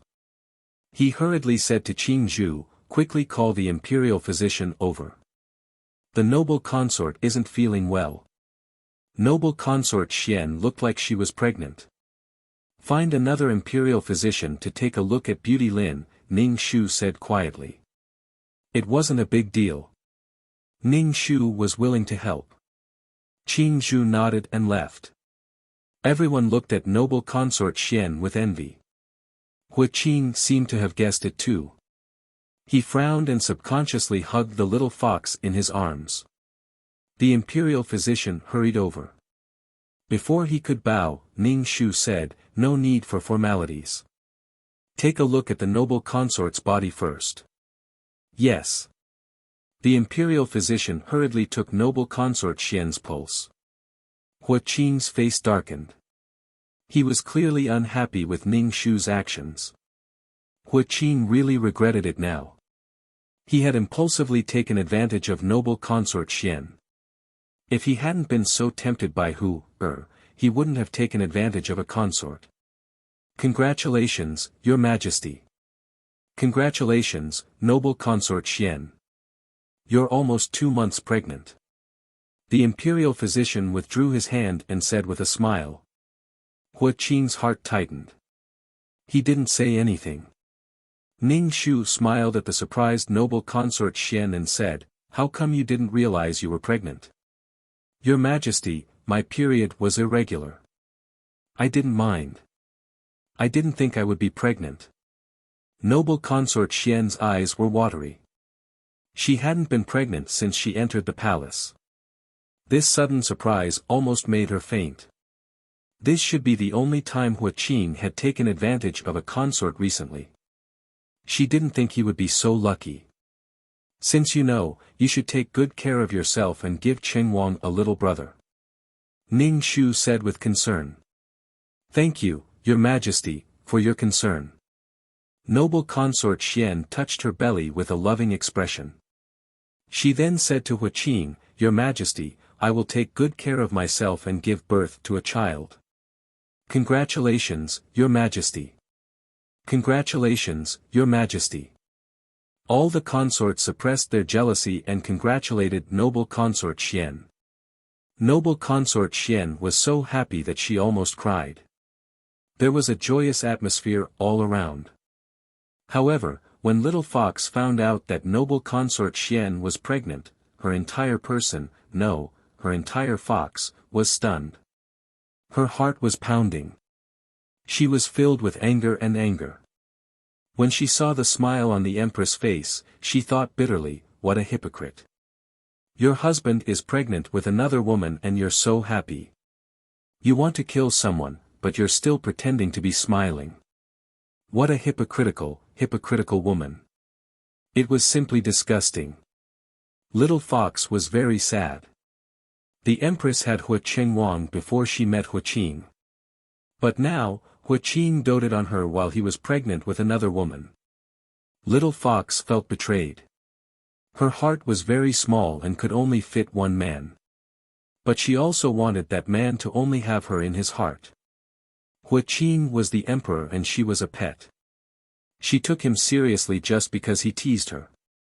Hua Qing panicked when he saw the little fox crying. Little Fox jumped out of Hua Qing's arms and looked at noble consort Xian, who was smiling like a flower. She was so sad, but the other party was so happy. Little Fox pounced at noble consort Xian and noble consort Xian's stomach was hit by Little Fox. Hua Qing frowned and looked at Little Fox. Little Fox looked at Hua Qing stubbornly. Seeing the shock and disapproval in Hua Qing's eyes, Little Fox's heart ached. She turned and ran away. They were all liars. She shouldn't have trusted men, Little Fox thought angrily. Hua Qing wanted to chase after Little Fox, but the situation was so chaotic that he couldn't just leave. Chapter 239. Imperial concubine Xian, who was hit in the stomach, held her stomach and screamed. It happened so fast that no one could react. Only when they heard Imperial concubine Xian's painful moan did they see that Imperial concubine Xian's dress was red. "Quick, doctor, check on the Imperial concubine and try to hold the baby," Ning Shu quickly said to the doctor. Imperial concubine Xian was sitting on a chair. Her dress was stained with blood. Her face was very pale and she was crying. She reached out her hand to Hua Qing. Hua Qing hesitated and held Imperial concubine Xian's hand. Seeing that Imperial concubine Xian was very weak, Hua Qing said in despair, "Emperor, please save our child." Hua Qing didn't say anything. He just nodded. Imperial concubine Xian's face was getting paler. Even with the doctor's acupuncture, the bleeding couldn't stop. Ning Shu watched from the side and shook his head. Imperial concubine Xian couldn't keep the baby. Emperor, Imperial concubine Xian's body was very weak. She couldn't get pregnant. The baby was unstable and was hit hard. I am useless. Imperial concubine Xian has had a miscarriage. The doctor knelt on the ground and kowtowed. Imperial concubine Xian endured the pain and fainted. She didn't know anything. Hua Qing's face flashed with a strange joy, but it quickly disappeared. He coldly said to the doctor, "Do your best to nurse Imperial concubine Xian's body back to health. No matter what medicine you use it. You must nurse Imperial concubine Xian's body back to health." "I will remember." The doctor saw that Hua Qing didn't blame him and wiped away his cold sweat. "Emperor, it is windy in the garden. Take Imperial concubine Xian back to her palace," Ning Shu said to Hua Qing. Hua Qing's face was a bit strange. He hesitated a bit before carrying Imperial concubine Xian to her palace. Ning Shu saw Hua Qing's hesitant face and despised him. He was happy to hug an animal, but when he was asked to hug his woman, he acted like he was a germaphobe. "Chen Wang, go back first." Ning Shu asked Qing Zhu to take the two children back. Hua Qingwang grabbed Ning Shu's clothes. Ning Shu asked, "What is it?" "Mother, be careful." Hua Qingwang quietly said to Ning Shu, "Father smiled just now." Ning Shu was slightly stunned and asked, "When?" Her attention was all on Imperial concubine Xian, so she didn't notice Hua Qing's expression. It was when the imperial physician said that imperial consort Nyang's child couldn't be saved that this son saw the corners of imperial father's mouth curl up. Hua Qingwang frowned. "Mother, you have to believe me. I really saw it. Imperial mother believes in you." Ning Shu patted Hua Qingwang's head. "Quickly go back with Qing Zhu." Ning Shu caught up with Hua Qing and glanced at Hua Qing's side profile. His side profile was very cold, which made his facial features even more deep and charming. However, Ning Shu felt a chill in his heart. He actually smiled when his woman had a miscarriage. Soon, they arrived at Imperial concubine Xian's bedroom. Hua Qing placed the unconscious Imperial concubine Xian on the bed and then said to the Imperial physician, "Treat Imperial concubine Xian well."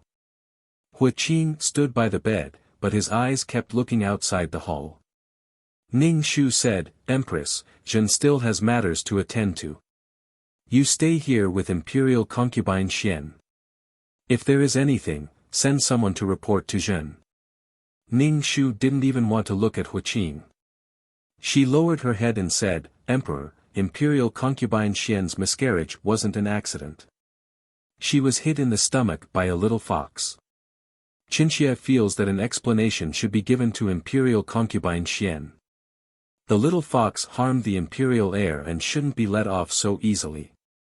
The other concubines in the hall looked at each other and didn't speak. They all looked at Hua Qing. Hua Qing's face twitched.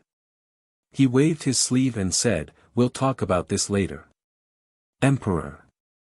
Ning Shu raised her head and looked at Hua Qing. "Emperor, Imperial concubine Xian's stomach is also your child. That fox killed your child. Why don't you seek justice for Imperial concubine Xian and the child? It's just an animal. Just beat it to death." "Shut up." Hua Qing couldn't help but interrupt Ning Shu's words.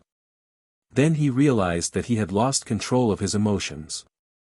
He lowered his voice and said, "Zhen will compensate the Empress for this matter. As for the little fox, it's just an animal that doesn't know anything. Can Zhen's child come back if I beat it to death? Wouldn't Zhen be sad to lose the child? Compensate Imperial concubine Xian," but the culprit was completely fine. He was so cold. Even though Ning Shu had experienced several worlds, she couldn't help but feel a chill in her heart. Even a vicious tiger wouldn't eat its cubs. And Hua Qing actually wanted this child to disappear so that it wouldn't affect his relationship with the little fox. If he wasn't cold and heartless to other women, it seemed that he couldn't show his affection for the female lead. Ning Shu suppressed the anger in her heart and said faintly, "Qinxia understands. Take care, Emperor." Hua Qing turned and left. His back was a bit embarrassed. "Empress, are we just going to let it go like this?" Concubine Ning Shu asked. Ning Shu waved her hand. "You can go back. If you have nothing to do, stay in your palace and don't wander around." "Yes." The concubines retreated, but everyone's expression was very gloomy. If a concubine had a miscarriage before, of course, they would gloat. But now, everyone's heart was weighed down by a stone, and it was heavy with uneasiness. Basin after basin of bloody water was carried out. After a long time, the imperial physician came out of the side hall. Ning Shu asked, "How is imperial concubine Xian?" The imperial physician shook his head. "Imperial concubine Xian's body is severely damaged. It will be difficult for her to get pregnant in the future." Ning Shu sighed. The palace was really a gloomy place. Ning Shu said, "Try to nurse her back to health. No matter what medicine is used, it will do. Even His Majesty said so." The imperial physician nodded.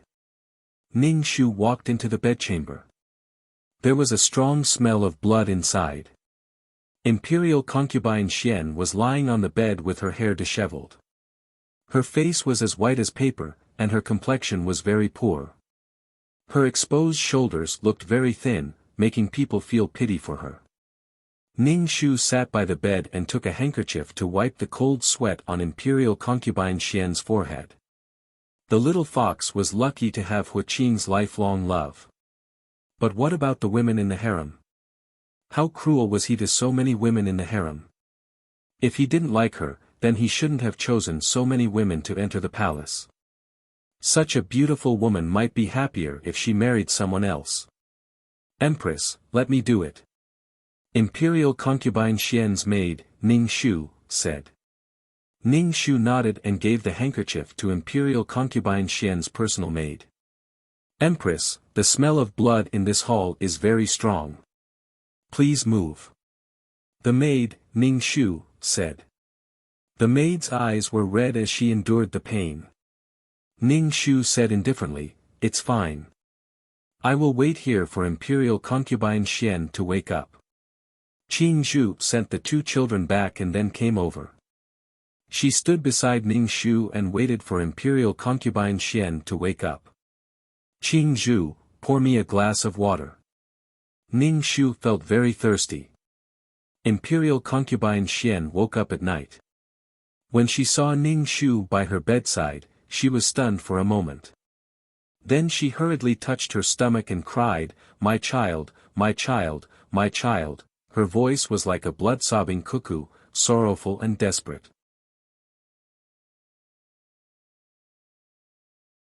Chapter 240. Lady Xian was devastated. When her emotions stabilized, Ning Shu wanted to comfort her. But when the words came out of his mouth, he didn't know what to say. Could it be that she would have a child in the future? First of all, Lady Xian's body was injured, so it would be difficult for her to get pregnant. Secondly, Hua Qing had to keep his chastity for the little fox. He didn't even want to enter the harem. Lady Xian's body was very weak. After a heart-wrenching cry, her body trembled. Her forehead was covered in cold sweat, and her hair was wet. How did the emperor deal with that fox? "My child is gone. I just learned of his existence, and he's gone." Lady Xian hammered her chest with her hand, tears streaming down her face. This was the plane's cannon fodder. They decorated the lives of the protagonists, but they were also flesh and blood. They could feel pain and sadness. Ning Shu sighed and said, "The body is the foundation. Without a good body, how can you take revenge?" Lady Xian looked at Ning Shu and sneered. She said sarcastically and sadly, "You must be very happy right now." "Why would I be happy? Something like this is not something to be happy about." Ning Shu raised his eyebrows and said in surprise. Lady Xian smiled sadly. "I don't have a child now. Your child is no longer a threat. Your Highness, I'm tired. I want to rest. Ning Shu said indifferently, let's not talk about whether the child in your belly is a boy or a girl. Even if it's born, it won't be a threat to me. I'm the Empress and my child is the eldest son. As long as I don't make any mistakes and my child doesn't make any big mistakes, my child will be the first in line to the throne. Besides, I still have the marshal's mansion behind me. Xiao Xiao had such a good card in her hand, yet she ended up in the end. It was only love and jealousy that made her lose her mind. If Xiao Xiao had been more rational and ruthless, she wouldn't have ended up like this. If a woman wasn't ruthless, her status wouldn't be stable. Xiao Xiao could only blame herself for falling in love with an emperor. Not everyone was a little fox who could turn a cold and hard emperor into a soft and gentle one. Imperial concubine Xian was stunned by Ning Shu's straightforward words. Her body trembled even more violently, and she cried silently. It was even more heartbreaking than before. Her face was filled with despair, indifference, and sadness. Ning Shu said, the emperor will give the Grand Preceptor's mansion an explanation. He will compensate you. Noble consort Xian was the granddaughter of the Grand Preceptor, who had assisted 2 generations of emperors. Although she had retired, she was still very influential in the imperial court. Compensation. My child is gone. Can you return my child and let my child come back to life? I've been waiting for this child for countless years, but I still haven't felt his existence. Seeing that the imperial consort was crying, Ning Shu questioned. Please forgive me, Your Highness. My imperial consort is too sad. She didn't mean to offend Your Highness, Imperial consort Xian's personal maid explained hurriedly. Ning Shu waved his hand and didn't care. The personal maid said to Imperial consort Xian, Your Highness, before you woke up, the Empress wanted to seek justice for you in front of the Emperor. She wanted to kill the little fox, but the Emperor didn't agree. Imperial consort Xian was stunned for a moment, and then she said, Thank you, Your Highness. You and I are both women. I can understand your pain, Ning Shu said. Have a good rest. Imperial consort Xian was helped to lie down by the maid. At this moment, the sound of hurried footsteps came from outside the palace garden. Ning Shu and Qing Zhu said, Go out and see what happened. Yes. Qing Zhu went out for a while and then came back in. She glanced at Imperial consort Xian on the bed without saying anything. Imperial consort Xian said in a hoarse voice, Tell me, what happened? I am just a person who is waiting to die. What can't I accept? Your Highness, Qing Zhu said to Ning Shu, there are Imperial guards outside. Imperial guards? Why are they walking in the palace so late at night? Ning Shu frowned. Qing Zhu glanced at Imperial consort Xian and said, I heard that the little fox disappeared in the afternoon. They haven't found her yet. The Emperor is worried, so he sent people to look for her. Ha! Ning Shu sneered. Imperial consort Xian clutched the quilt so tightly that her knuckles turned white. Tears flowed down from the corners of her eyes. Ning Shu really thought that Huaqin was as cold as a beast.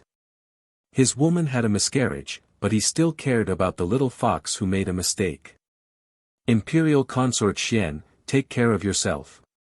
There will be a good show to watch in the future. If you want to take revenge, you have to take care of yourself, Ning Shu said to Imperial consort Xian.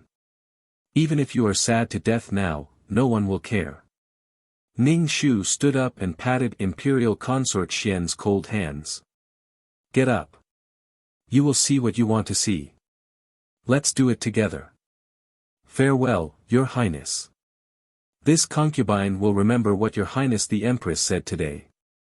Imperial consort Xian looked at Ning Shu with a determined look. There was a burning light in her eyes, a flame of hatred. Ning Shu turned and walked out of Imperial consort Xian's palace. Walking in the Imperial garden, he saw Imperial guards holding lanterns and shuttling between the fake mountains and trees. Obviously, they were looking for the little fox. Ning Shu curled his lips. Since they loved each other so much, he would let them be together in the future. Your Highness, does the little fox know some sorcery? Why is the emperor like this? Qing Zhu felt strange. Sorcery? Perhaps. Ning Shu said ambiguously. When Ning Shu returned to her palace, Hua Qingwang was still waiting for her. Ning Shu felt as if a fire had been lit in her heart. She felt warm. She didn't treat this child as her own. She just wanted him to stop running around and causing trouble with the little fox. However, this child returned her sincere feelings. Qingwang, it's so late. Why aren't you sleeping? Ning Shu asked the two children. Go to sleep. Seeing that his mother had returned, Hua Qingwang let out a sigh of relief. He said, there is always a commotion outside. I can't sleep. If he was waiting, then he was waiting. Why did he have to find an excuse? Ning Shu rubbed Hua Qingwang's forehead. Mother, is Imperial Consort Xian alright? Hua Qingwang asked. Does Qingwang not have a little brother or sister? Ning Shu nodded. Hua Qingwang was a bit disappointed. He asked Ning Shu, I feel that Imperial Father has changed. He has changed so much that I almost can't recognize him. Love can change people. Ning Shu drank a mouthful of water. It's late. Go to sleep. Love? Hua Qingwang looked at Ning Shu in confusion. Mother, what are you talking about? What love? Your Imperial Father is like a young boy who has fallen in love. Ning Shu said with a smile. He had done something unbelievable for the person he liked. Hua Qingwang continued to ask, Imperial Father's love with who? Go to sleep. Mother is tired. Ning Shu didn't want to talk about this with Hua Qingwang.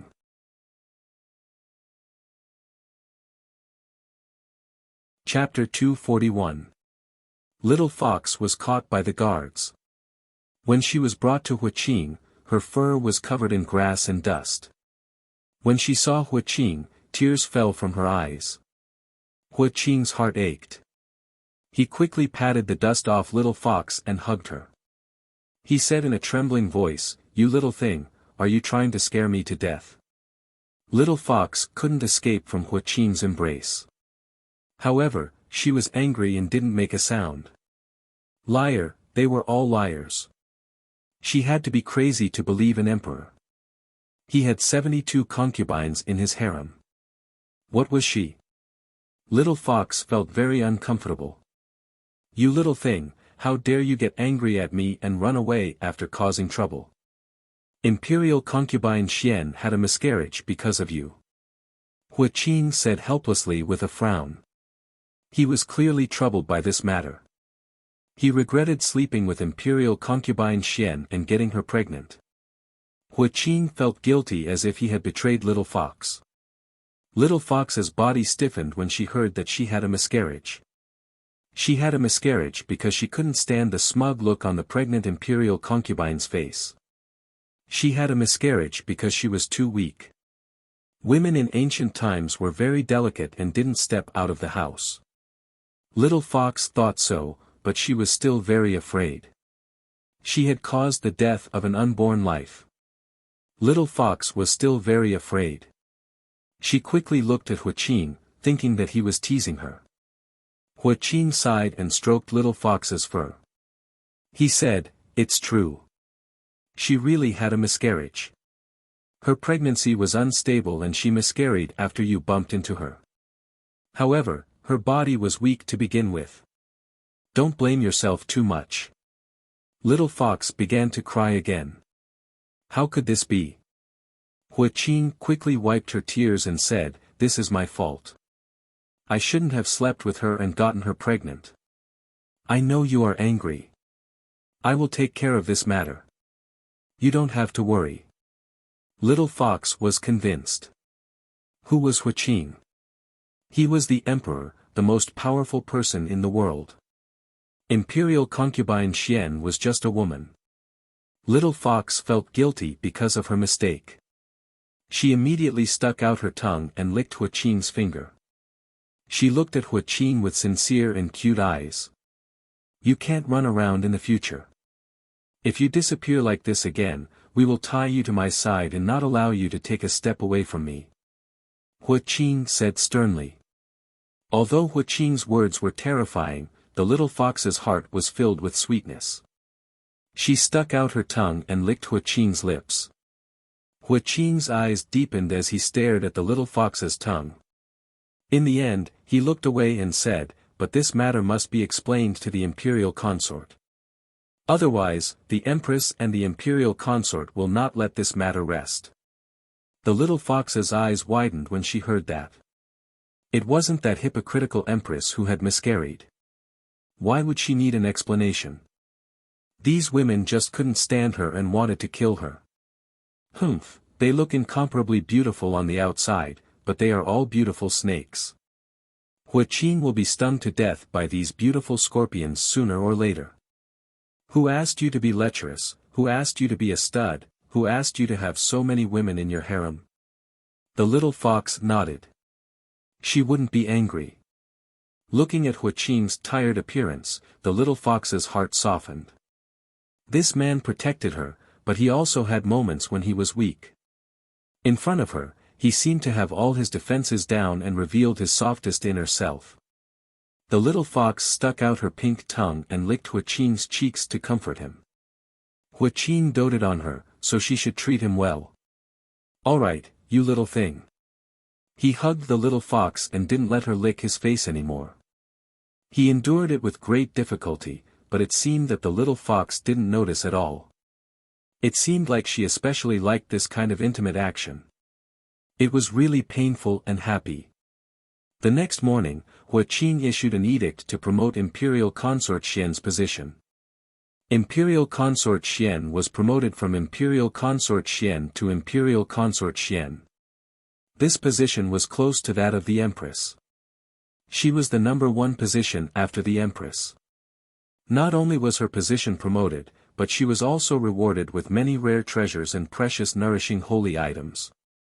It was all done before the court. When Ning Shu heard this news, he thought that Hua Qing had already compensated the imperial tutor's residents in order to shut their mouths. The imperial tutor's residents couldn't say anything. After Ning Shu had breakfast, he went to see Imperial Consort Xian. No, it was Imperial Consort Xian now. Walking into the palace, Ning Shu saw palace maids tidying up the things that Hua Qing had sent over. In the bedroom, Imperial Consort Xian was sitting on the bed and drinking medicine. Imperial Consort Xian's expression was indifferent. She didn't feel anything about these rare treasures. She also didn't look happy about being promoted to Imperial Consort. When she saw Ning Shu come, she bowed respectfully to Ning Shu. This concubine greets the Empress. At least your position was promoted. Ning Shu said. Imperial Consort Xian didn't say anything and drank the medicine in one breath. She looked at Ning Shu and asked, Empress, can this concubine trust you? Of course you can. Ning Shu nodded. Imperial Consort Xian then shook her head. You and the Emperor are the original husband and wife. Although this concubine has a high position, I am still just a concubine. Husband and wife. Imperial Consort, do you think that this concubine and the Emperor are a loving couple? Ning Shu said indifferently. This concubine is no different from you. In the Emperor's heart, there is no difference. In the Emperor's heart, you are just a wooden and inflexible concubine. She wasn't as lively and cute as the little fox. Hua Qing didn't have any feelings for the original owner of the body. Hua Qing and Xiao Xiao were together because of benefits. In the end, they still fell apart because of benefits. This concubine doesn't understand what the Empress means. Imperial Consort Xian Ning Shu asked. Imperial Consort Xian probably didn't know that the current Hua Qing liked a beast that had yet to transform into a human. After seeing Imperial Consort Xian, Ning Shu went back. Some things had to be done slowly. The little fox was so arrogant because Wuxia pampered it. Without Wuxia, the little fox was just a beast that couldn't even control its own fate. If the person it met at the hunting grounds wasn't Wuxia, but someone else, it would have been shot to death and turned into a woman's fur. Wuxia was the little fox's only reliance. It was a huge golden finger. Ningxu walked to the door. After thinking for a while, she turned to look at Wuxia. She pushed the door open and walked in. She saw that the little fox that was supposed to be in the imperial study was actually with Wuxia. The little fox stood on a chair and looked at Wuxia. Wuxia pursed his lips tightly and stared at the little fox. When Ningxu saw this scene, she was shocked. Could it be that Wuxia was still playing with the little fox? Mother. Seeing Ningxu walk in, Wuxia quickly walked in front of Ningxu. Ningxu glanced at the little fox and asked Wuxia, "Qingwang, what are you doing?" "This son is practicing calligraphy," Wuxia said. When the little fox saw that the two of them were talking and ignoring her, she suddenly felt very awkward. Humph, if she had known, she wouldn't have come.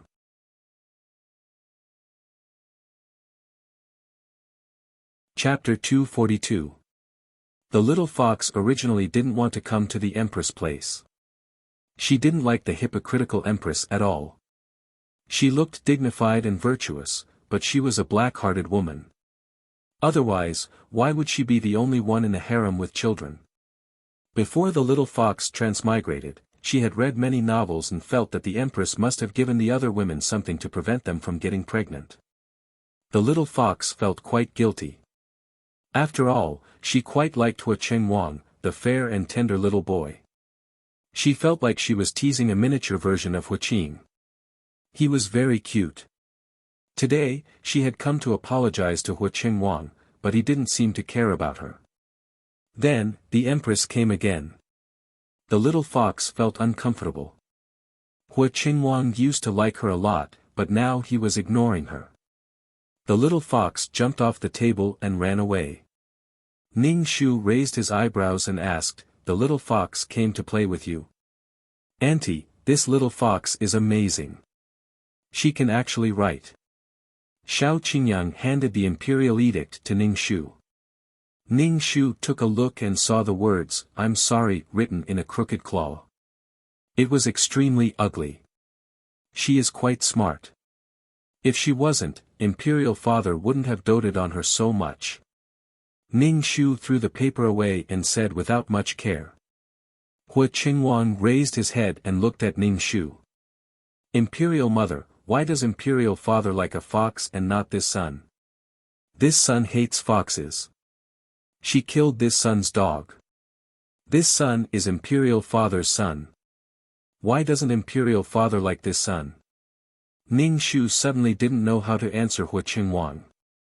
Was he supposed to tell him that he wasn't the child of Imperial Father's beloved woman, so of course he didn't like him? That would probably make his little heart bleed. Ningxu crouched down and put his hand on Wuxia's shoulder. He looked into Wuxia's dark eyes and said seriously, "Qingwang, Imperial Mother said that your Imperial Father is the Emperor. Don't crave the feelings of an emperor. Qingyang, go to the kitchen and bring some snacks over." Ningxu sent Xiao Qingyang away. Xiao Qingyang immediately went to look for food. Ningxu and Wuxia sat in their chairs. Ningxu asked Wuxia, "Qingyang, what do you think is the most important thing for an emperor?" "I don't know." Wuxia looked at Ningxu with sparkling eyes. Ningxu smiled and asked, "Qingyang, what do you think an emperor should be like?" 3 palaces and 6 courtyards. Call the wind and summon the rain. Emperors should be worshipped by all, Wuxia said. Ningxu pinched Wuxia's face and said, "That's right. The emperor should be worshipped by the people. The most important thing for an emperor is responsibility. The people support the entire royal family, and the emperor's responsibility is to make the people in the world live better." Wuxia nodded as if he understood. Ning Shu knew Hua Qingwang didn't understand these things, so he asked Hua Qingwang, "Does Qingwang want to be king? An emperor worshipped by all the people?" "Yes, I want to be king. I want to replace my father as the emperor. I want to protect my mother and the things I care about." Hua Qingwang clenched his fists, and his face was red. "As an emperor, you can't like or care about things too much. Your father likes something too much, so much so that he has lost his basic vigilance and calmness." Ning Shu looked at Hua Qingwang and asked, "What do you think your father is like now?"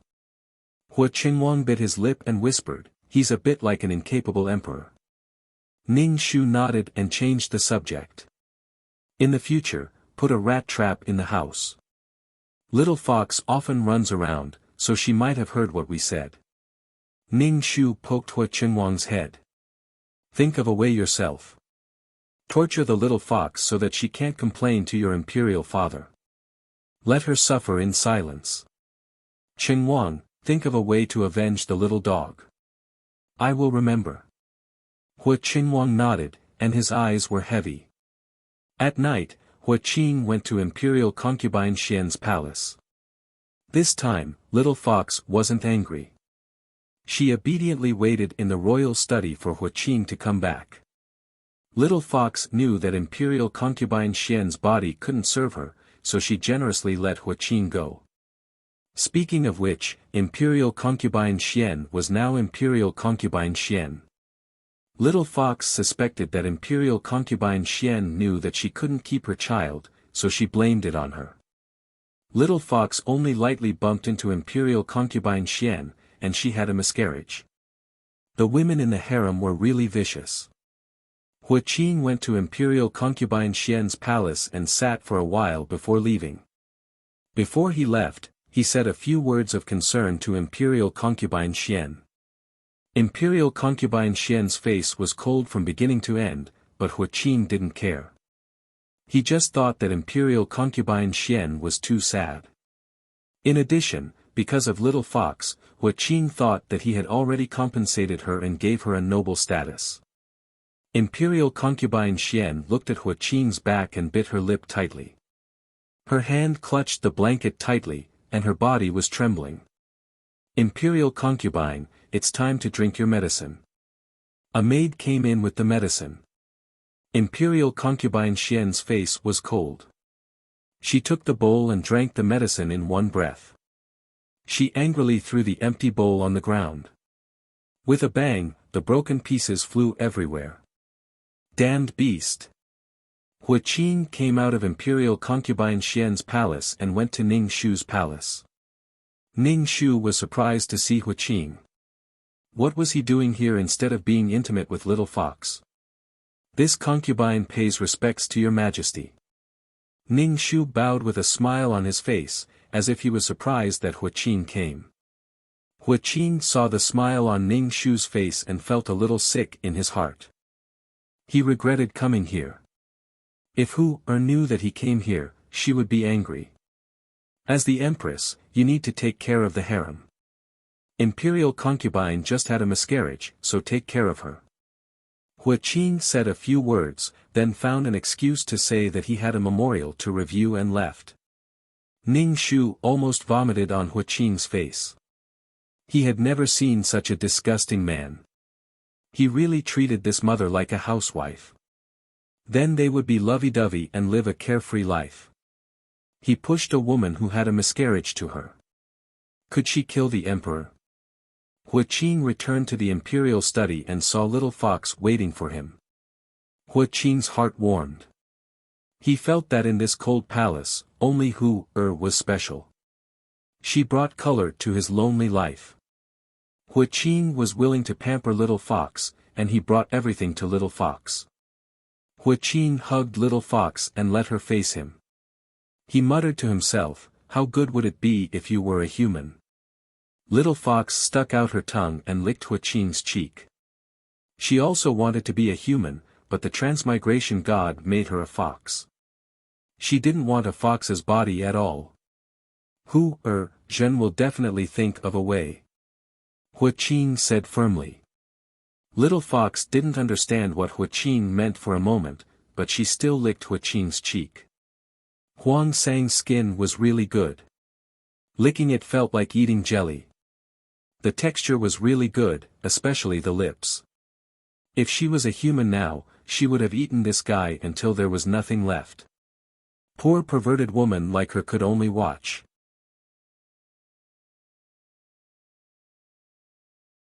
Chapter 243. Ning Shu stayed by Hua Qinhuang's side as he read. Ning Shu didn't want Hua Qinhuang to study the 4 books and 5 classics. Hua Qinhuang wasn't like those pedantic Confucian scholars who passed the imperial examinations.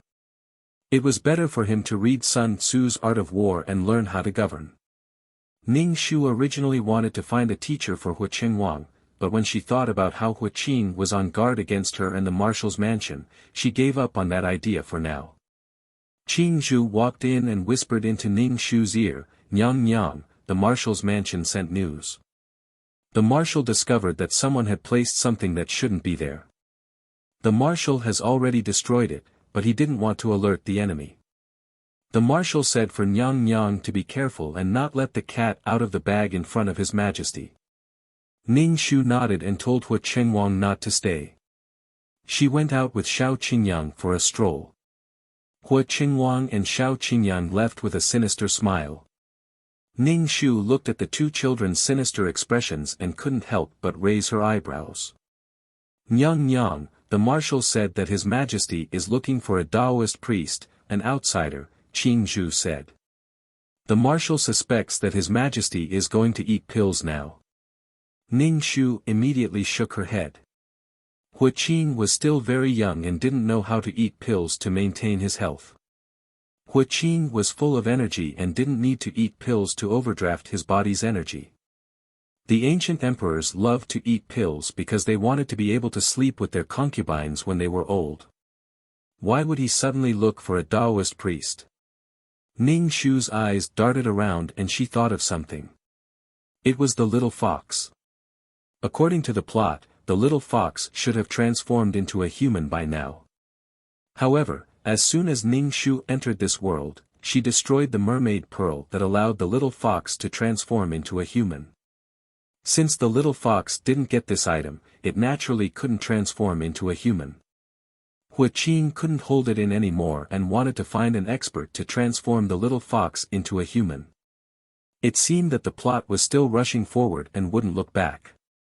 The little fox was destined to transform into a human. There was no way for the male and female leads to have sex. What kind of love could there be without physical interaction? Tell grandfather that he doesn't need to care about the Taoist priests, Ning Shu said calmly. Huaqing could do whatever he wanted. However, Huaqing's act of hiring a Taoist priest still attracted some criticism. Many ministers in the imperial court told Huaqing not to indulge in these foreign techniques, but Huaqing ignored them. As long as he could turn Hu-Er into a human, he could pay any price. Huaqing really wanted to see what Hu-Er looked like when she turned into a human. She should be beautiful and lively, in sharp contrast to the women in the harem. Even her little temper was so cute. Little Fox didn't know about Huaqing's painstaking efforts and continued to wander around the palace every day. Huaqing also didn't tell her that he would give her a surprise when the time came. However, the little fox had been feeling very unlucky recently. She felt like someone was messing with her. While she was walking, a bucket of feces would fall on her, and even the bucket would fall on her. When she finally overturned the bucket, there was no one around her. Feeling wronged, the little fox went to find Huaqing with the smell of the 5 grains reincarnation item. Feeling wronged, the little fox directly jumped onto Huaqing and purposely rubbed against him. Huaqing endured the stench and didn't mind the little fox. The man and the fox went to take a bath together. Seeing Huaqing like this, the little fox's heart was filled with sweetness. She felt that Huaqing was the best person in the world to her. It was fine if it happened once, but it didn't stop. The little fox cried pitifully at Huaqing. Huaqing angrily said that he wanted to find out who dared to treat his Hu-er like this. Ning Shu knew about this and hurriedly told the two boys to stop. If they continued to cause trouble, they would be caught sooner or later. Hua Qingwang was refreshed. He even walked with the wind. Ning Shu was more concerned about when the little fox turned into a human. When the little fox turned into a human, all the women in the harem would be completely abandoned. From then on, Hua Qingwang only had the little fox in his heart. Ning Shu asked Qing Zhu to pass a message to the marshal's residence, telling them to be careful. Huaqing hadn't come to the harem for a long time. The women in the harem stared in the direction of the imperial study until they were blind, but Huaqing still didn't show up. During this time, something big happened. Beauty Lin, who was disfigured by the little fox and was banished to the Yi court by Huaqing, caught the little fox after a plan and stabbed the little fox in the stomach. When Huaqing found the little fox, Beauty Lin was stabbing the little fox like a madwoman. The little fox was screaming in pain and its body was covered in blood. Huaqing's eyes were bloodshot. He pulled out a guard's knife and chopped off Beauty Lin's head. Beauty Lin's head rolled far away. Her scarred face was hideous. Huaqing hugged the bloody little fox and asked the imperial doctor and Taoist priest to save it. Woo-woo. The little fox cried at Huaqing. The little fox felt like it was going to die.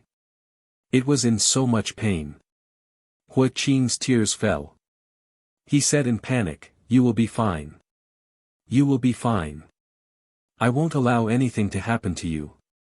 Ning Shu looked at Huaqing's decadent and crazy appearance. His body was trembling. It was as if he had lost the entire world. He collapsed and panicked. He smiled coldly.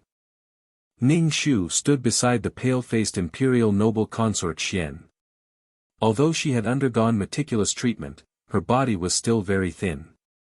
She gave people the feeling that a gust of wind could blow her away. Her chin was much sharper. Imperial noble consort Xian was shocked to see Huaqing revealing his emotions. It was as if he wanted to destroy the world. "Let's go back. The emperor won't let us stay here." Ning Shu stood at the entrance of the imperial study. He looked at the tightly shut door and turned to leave. Imperial noble consort Xian bit her lips and followed Ning Shu. Ning Shu looked at the pale-faced imperial noble consort Xian and said, "You did this? This concubine doesn't know what concubine is talking about." Imperial noble consort Xian's pale face revealed a smile. "This concubine has nothing to do with this. This was done by Beauty Lin." Imperial noble consort Xian said indifferently. Ning Shu didn't say anything. Everyone knew who did this. At least Ning Shu was gloating. There was only one word to describe it. Serves them right. The little fox was heavily injured.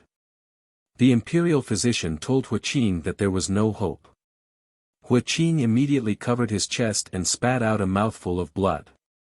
This scared the imperial physician. Huaqing, who was angry and anxious, ordered the guards to kill the imperial physician who said that the little fox was incurable.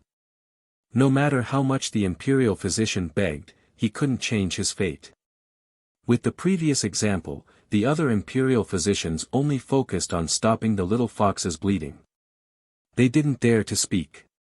At this moment, a Taoist priest came out and told Huaqing that this was the best time to transform the little fox into a human. If this dragged on, the little fox wouldn't be able to survive. Huaqing immediately acted as a Taoist priest. No matter what, he had to save the little fox's life. Huaqing pulled his hair in pain. Looking at the little fox who was about to die on the bed, he hated that he couldn't take the little fox's place. Such heart-wrenching pain. He didn't know why he was so deeply in love. Now, Huaqing realized that he had really fallen in love with the little fox. Furthermore, it had to be her. No one else could take her place. Thinking that the little fox might leave him, Hua Qing wished that he could bury the entire palace with the little fox. Beauty Lin, that bitch, let her die too comfortably. She should be tortured to death.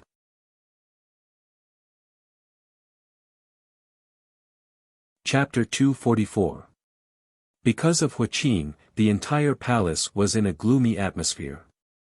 Everyone knew that the emperor's most beloved pet was almost killed by the concubines in the cold palace. Now, the emperor wanted to kill whoever he caught. Everyone was in a state of panic. Ning Shu didn't care. If the female lead died so easily, how could she be called a favored one with great luck? Imperial noble consort Xian was worried about her gains and losses. She found Ning Shu and asked, "Empress, do you think that beast will die?" "No." Ning Shu said indifferently. Imperial noble consort Xian frowned and said unwillingly, "It's injured so badly. How can it not die?" Ning Shu took a sip and said leisurely, "The emperor will do everything to save her." Can the emperor fight with the king of hell for a person? Imperial noble consort Xian said somewhat indignantly, "Imperial noble consort, hearing you say this, why does this concubine feel so awkward? His Majesty treats that beast so well that it's unimaginable." "Let's see."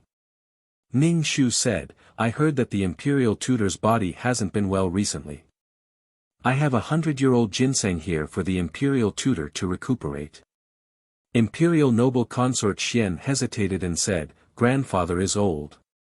Although he isn't feeling well, he doesn't need ginseng." "Thank you, Empress." Ning Shu didn't care about Imperial noble consort Xian's rejection. Imperial noble consort Xian and the imperial tutor would agree to her suggestion sooner or later. Hua Qing had locked himself in his palace. He hadn't attended court for almost a month. This was something that had never happened before. The ministers were so anxious that their hair fell off. Every time he attended court, eunuch Chiu, who was by Hua Qing's side, would tell him that the emperor wasn't feeling well and wouldn't be attending court. The ministers and concubines couldn't see Hua Qing, so no one knew what was happening in his palace. Hua Qing like this made everyone nervous. They didn't know what he was going to do. Ning Shu guessed that it was because of the little fox's transformation into a human. Hua Qing was really going to become an emperor who didn't want the country and wanted the beauty. Hua Qingwang found Ning Shu and asked, "What exactly is father doing? Why is he abandoning the matters of the court?"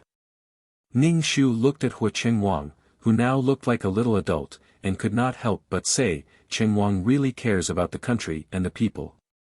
"Mother, I'm serious," Hua Qingwang said seriously. Ning Shu nodded, "Imperial mother is also serious. You don't need to care about what your imperial father does." In the end, Hua Qingwang sighed and left.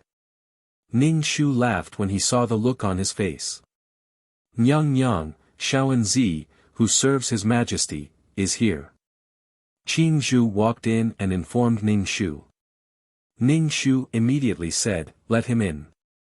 Shaoanzi walked in and bowed to Ning Shu. Then he said, "Nyang Nyang, master said that this servant will come to inform Nyang Nyang Nyang tonight. Nyang Nyang will be rewarded. And, thank your master for me." Ning Shu had Qing Zhu take out 2 silver ingots. Shaoanzi accepted it and then bowed and left. Qing Zhu and Ning Shu asked, "Nyang Nyang, what is Shaoanzi talking about?" "You will know tonight." Ning Shu already had a guess. Ning Shu thought for a moment and said to Qing Zhu, "Go and invite Imperial noble consort Xian over." "Yes." Imperial noble consort Xian quickly came over. When she saw Ning Shu, she bowed and asked, "Nyang Nyang, why are you looking for me?" "Tonight, we will go and see His Majesty and see if he is hiding a mistress." Ning Shu said indifferently. Imperial noble consort Xian sat down and drank a mouthful of tea. Ning Shu looked at Imperial noble consort Xian's frail body and said, "Your body doesn't seem to be well. I am not an imperial physician, but I can see that your body is severely damaged." "I don't care about my body anymore." I am just struggling at death's door. It doesn't matter if I am well or not. Imperial Noble Consort Xian said indifferently. Ning Shu didn't agree, you shouldn't ruin yourself for a man. Imperial Noble Consort Xian looked at Ning Shu in shock and said, I am sad for my unborn child. Ning Shu and Imperial Noble Consort Xian waited like this. When it was almost midnight, the entire palace was silent. Shaoan Zi finally came. Ning Shu said, Nyang Nyang, please follow me. Ning Shu smiled and said to Imperial Noble Consort Xian, let's go and take a look. Shaoan Zi brought Ning Shu and Imperial Noble Consort Xian to Huaqing's bedroom. Imperial Noble Consort Xian asked Ning Shu softly, Nyang Nyang, what are you doing? It's not what I am doing. It's what the Emperor is doing. Ning Shu said indifferently. Soon, the group arrived at Huaqing's bedroom. Eunuch Qiu was waiting for Ning Shu at the door. When he saw Ning Shu, he bowed and said quietly, Nyang Nyang, please follow me. Be quiet. Ning Shu nodded and followed behind Eunuch Qiu. Imperial Noble Consort Xian hurriedly followed Ning Shu. Eunuch Qiu found a secret place. This place could hear the situation in the bedroom and avoid being discovered by the guards. Ning Shu listened to the situation inside and heard Huaqing's voice and a woman's voice. Ning Shu understood. The little fox had transformed into a human body.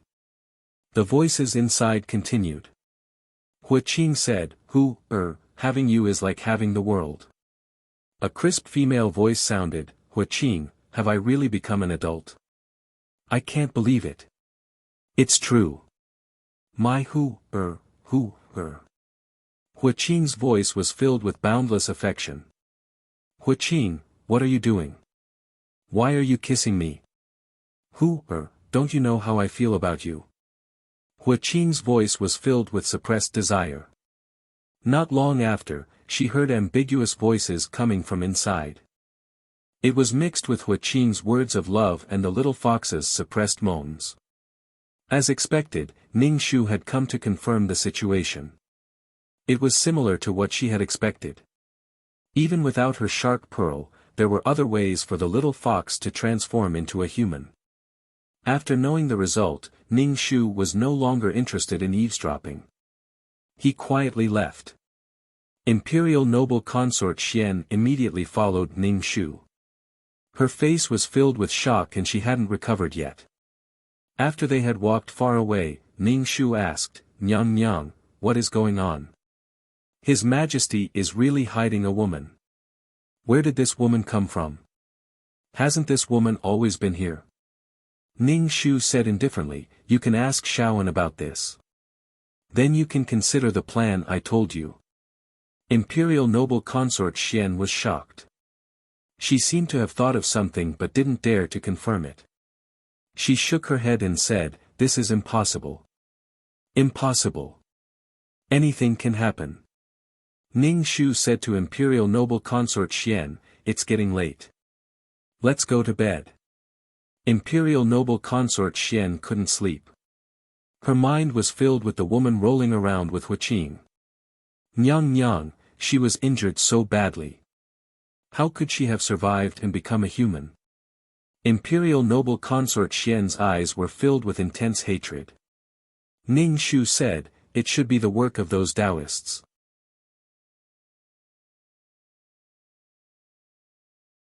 Chapter 245. Although the little fox had transformed into a human, Huaqing did not let the little fox out and kept her in the bedroom. Ning Shu could not understand.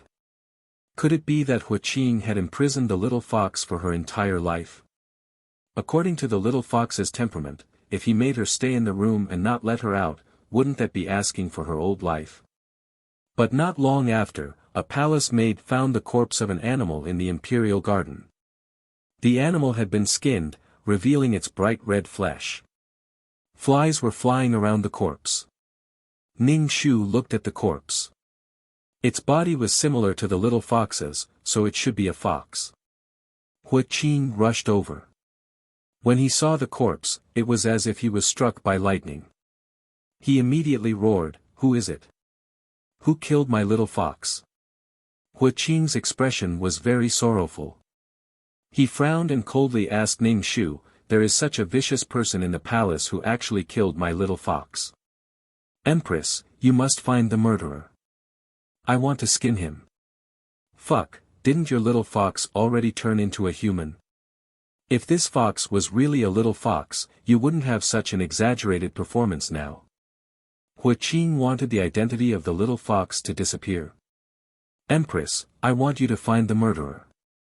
Hua Qing said through gritted teeth. Ning Shu said. Ning Shu bowed and respectfully said, "This concubine understands. This concubine will find the murderer." Ning Shu emphasized the word murderer. Hua Qing even had people make an exquisite little coffin. Then, he put the fox's corpse in the coffin with a sorrowful expression. Ning Shu almost rolled his eyes. So fake. He clearly had a coquettish expression, but he still had to twist his face and make a sorrowful expression. "Who are you trying to disgust?" After the fox was buried, Hua Qing began to go to court. The ministers were dissatisfied that he did not go to court a while ago. Hua Qing sat on the dragon throne with a sickly expression. He told the ministers that he was sick a while ago, so he did not go to court. Hua Qing's bedroom was still heavily surrounded by guards. No one was allowed to enter, causing the atmosphere of the entire palace to be very solemn. The little fox was dead. The concubines in the imperial harem were so excited that they almost set off firecrackers to celebrate. This troublesome fox was finally dead. They had to thank the person who dared to commit such a heinous crime by daring to kill the little fox. Amitabha. Compared to the excited concubines in the inner palace, imperial noble consort Xian's pale face was ashen. She angrily asked Ning Shu, "Empress, what is the emperor trying to do? You've already thought of it, so why are you asking me?" Ning Shu wasn't angry at all. He said to imperial noble consort Xian, "Do you agree with the plan that I told you previously? Do you want to cooperate with me? His Majesty already doesn't want all the women in this harem. The harem is like a figurehead. Why should we still care about this little bit of affection between husband and wife?" Ning Shu faintly said. This was the correct way to torture a scumbag man. Destroy a man with a woman, not a woman against a woman. Imperial noble consort Xian bit her lips tightly. She was struggling. Ning Shu continued, "Don't be anxious. You can think about it slowly. However, I think that after a while, that fox spirit will openly appear in the harem. She will be the favorite of the harem. Maybe the emperor will even disperse the harem for her. When that time comes, we, the women who serve the emperor, won't even have a status after we die. We won't be able to enjoy the incense offerings of our descendants." "Empress, I agree. I will send a letter to the imperial preceptor's residence." Imperial noble consort Xian took a deep breath. Her eyes were firm as she spoke to Ning Shu word by word. Ning Shu smiled. At night, Hua Qing came over. He went straight to the point, "Empress, it's going to be the autumn harvest soon. I will be leaving the palace to harvest the grain with the commoners. I'll just take a look at this year's harvest. Harvest the grain together." To put it bluntly, he was going to put on a show and have fun in front of the commoners. Ning Shu said, "Emperor, do you want me to go?" In this kind of situation, the emperor and the mother of the nation should be together, wearing coarse hemp clothes to harvest the grain. Ning Shu knew that Hua Qing wouldn't bring her along. Hua Qing saw the anticipation and excitement on the empress' face and immediately said, "Empress, you don't need to go. You'll be back soon this time. The palace can't be empty. Also, have you found the culprit I asked you to find?" "I'm investigating, but I don't know who did it. I don't have a single clue." Ning Shu looked at Hua Qing with a distressed expression. An unnatural expression flashed across Hua Qing's face as he said, "No matter what, you must find out." Ning Shu had a dumbfounded expression. Hua Qing left after saying a few words. He didn't talk to Ning Shu for more than the time it took to brew a cup of tea. Ning Shu looked at Hua Qing's hurried back. TSK, TSK, TSK. Her place wasn't some scary place. Why was she so afraid of the little fox getting angry? Nyang Nyang, His Majesty hasn't rested in Nyang Nyang's palace for a long time.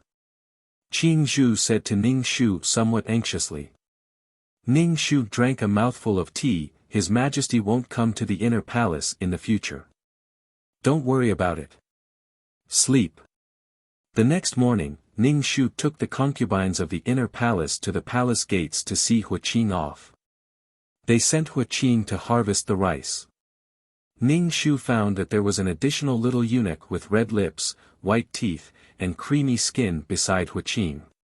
Even though she was wearing the clothes of a little eunuch, it still couldn't hide her beauty. Her eyes were also lively and beautiful.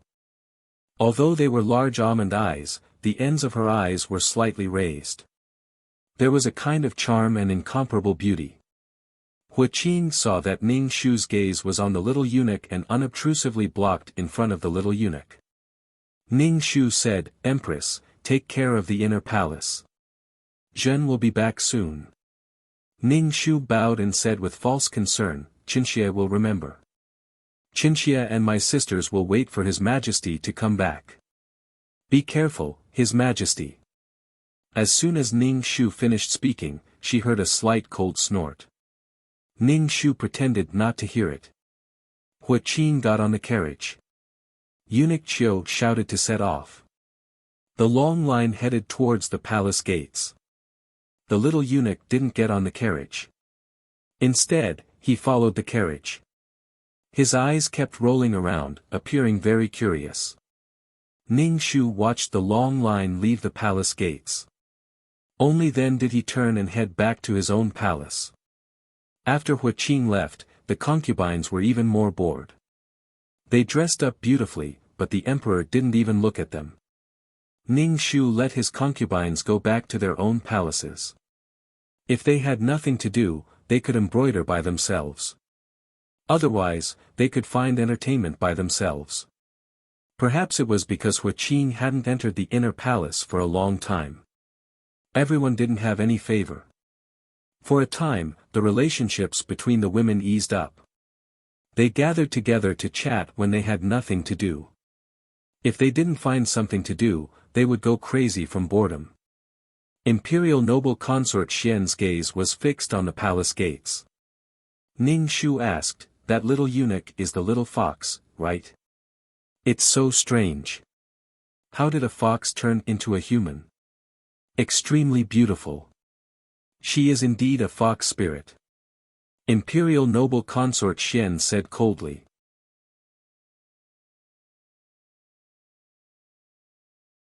Chapter 246. Ning Shu felt that Hua Qing did not go to the autumn harvest. Instead, he went to spend time with the little fox. He left behind all the women in the palace and ran off to play with the adulterous couple.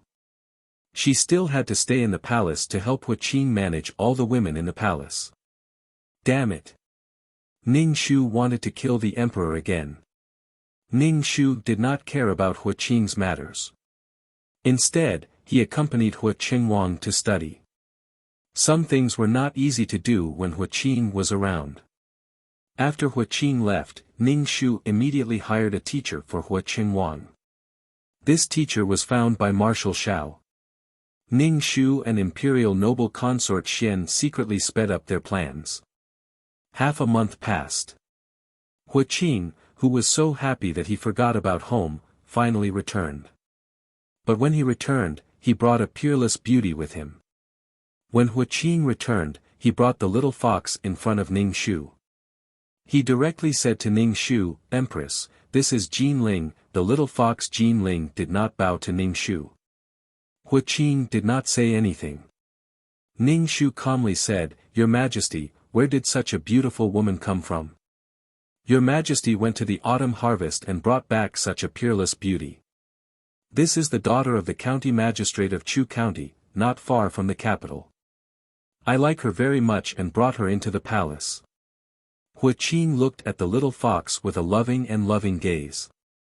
Ning Shu smiled and looked at the little fox. She was wearing a pink satin palace dress. She did not wear any makeup. Her white skin had a slightly pink luster. There was a youthful and charming look between her brows. However, her figure was curvaceous. Her eyes were very lively and cute. When one looked at her, one would feel that they were captivated by this pair of eyes that were full of intelligence and cunning. She was charming with an innocent cunning. She could not be any more charming. Ning Shu finally understood Huaqing's intentions. First, he killed a fox and skinned it. After all, not every fox had a beautiful golden fur like the little fox. Then, after leaving the palace, he gave the little fox a proper identity. Huaqing really put in a lot of effort for the little fox. Ning Shu said meaningfully, that parental official in Chu County is really emitting smoke from his ancestral grave. To be able to give birth to such a peerless beauty in the world, Your Majesty, please arrange a place for Qinxie to live. I don't need you to arrange a place for me to stay. I want to stay with Huaqing, said the little fox, Jin Ling. The little fox looked at Ning Shu with vigilance and hostility. She had been a fox before, so she didn't feel much for these women. Now that she had become a human and had given her body and mind to Huaqing, the little fox was filled with hostility towards these harem women. The man she liked could only like her back. Love was selfish. The little fox glared at Huaqing in annoyance. Really, if she had known this would happen, she wouldn't have returned to the palace. Now that she was a human, she might as well go sightseeing on the mainland and flirt with the little fresh meats instead of guarding Huaqing who had so many women. Seeing that his beloved was unhappy, Huaqing hurriedly comforted her with a doting gaze. Ning Shu watched as the two of them looked at each other lovingly in front of her. He didn't care if others could take it or not. Miss, have I seen you before? You give me a very familiar feeling. I keep feeling like I've seen you somewhere before. Ning Shu narrowed her eyes slightly, as if trying to recall where she had seen her before. Huaqing stood in front of the little fox. Jin Ling. Ning Shu said, Jin Ling has lived in Chu County since she was young. How could you possibly have seen her, Your Majesty? There's no need to arrange a place for her to stay. I'll do it myself. Huaqing then led the little fox away. The little fox turned around and playfully stuck out her tongue at Ning Shu. Her contempt for Ning Shu was obvious. After they left the palace, Huaqing tapped the little fox's nose in annoyance. He said dotingly, You're such an eccentric girl. She's the empress now. Don't go against her. It won't do you any good. Humph, the little fox raised her head and bit Huaqing's chin. She then said proudly, I just don't like her. Huaqing, you can only have me in your heart. You're not allowed to have anyone else. Otherwise, I'll leave the palace and find other handsome men. Huaqing patted the little fox's butt lightly. You're mine. I won't allow you to find other men. I'll kill whoever you find. Let's see who dares to touch you in the future. No one dares to touch my beloved. Yes, I'm not yours. The little fox heard Huaqing's words and retorted. Her heart was filled with sweetness. Huaqing was so good and so handsome. She couldn't bear to leave him. Huaqing lowered his head and went to the little fox's ear. He bit the little fox's ear and blew hot air into it. If you're not mine, then who are you? The little fox's body went limp and her face turned red. She looked at Huaqing with watery eyes. Huaqing was aroused by the little fox's gaze. He immediately carried the little fox and went to the bedroom. After a round of passion, the little fox drew circles on Huaqing's chest with her white and tender fingers. She said to Huaqing, Huaqing, I hate those women in your harem. And the empress. I hate her. I especially hate the way she looks at me. Huaqing grabbed the little fox's hand and kissed it. She won't be the empress soon. You're the only one in my heart. You're the only one who's fit to be my empress. After Huaqing and the little fox left, Imperial noble consort Xian rushed over to Ning Shu and asked, "Is that woman back?" This concubine heard that His Majesty brought back a woman. "Have some tea." "She's back," Ning Shu said calmly. "She's the daughter of a 9th-rank Sesame official." Huaqing didn't arrange a prominent family background for the little fox. If her background was too prominent, it would be easy for people to investigate. Besides, aristocratic families had records of their descendants. Imperial noble consort Xian bit her lips. Ning Shu asked, "Imperial noble consort, when will our plan be carried out?" "There's no rush. This concubine knows you want revenge, but things have to be done slowly." Ning Shu waved his hand. "Now isn't a good time." Imperial noble consort Xian sighed. Ning Shu said mournfully, "This concubine wants revenge for her child." Revenge. This concubine's heart is filled with revenge. "There's no rush," Ning Shu said calmly. Anything that crossed the line would cause a backlash. When the concubines in the harem found out that the emperor brought a woman back, they all rushed to Ning Shu's palace. They wanted to know what kind of woman made the emperor break the rules and bring her back to the palace. The women in the palace had to go through 3 trials and 5 generals. They had to be selected layer by layer before they could become the emperor's concubine. However, that woman was brought back directly. All the concubines felt very uneasy. First, it was a fox that stole all of the emperor's attention. Now, there was a woman who was said to be extremely beautiful. There was really no end to it. Ning Shu only said that the woman the emperor liked was indeed very beautiful. Then, the harem spread that the woman the emperor brought back was as beautiful as a fairy.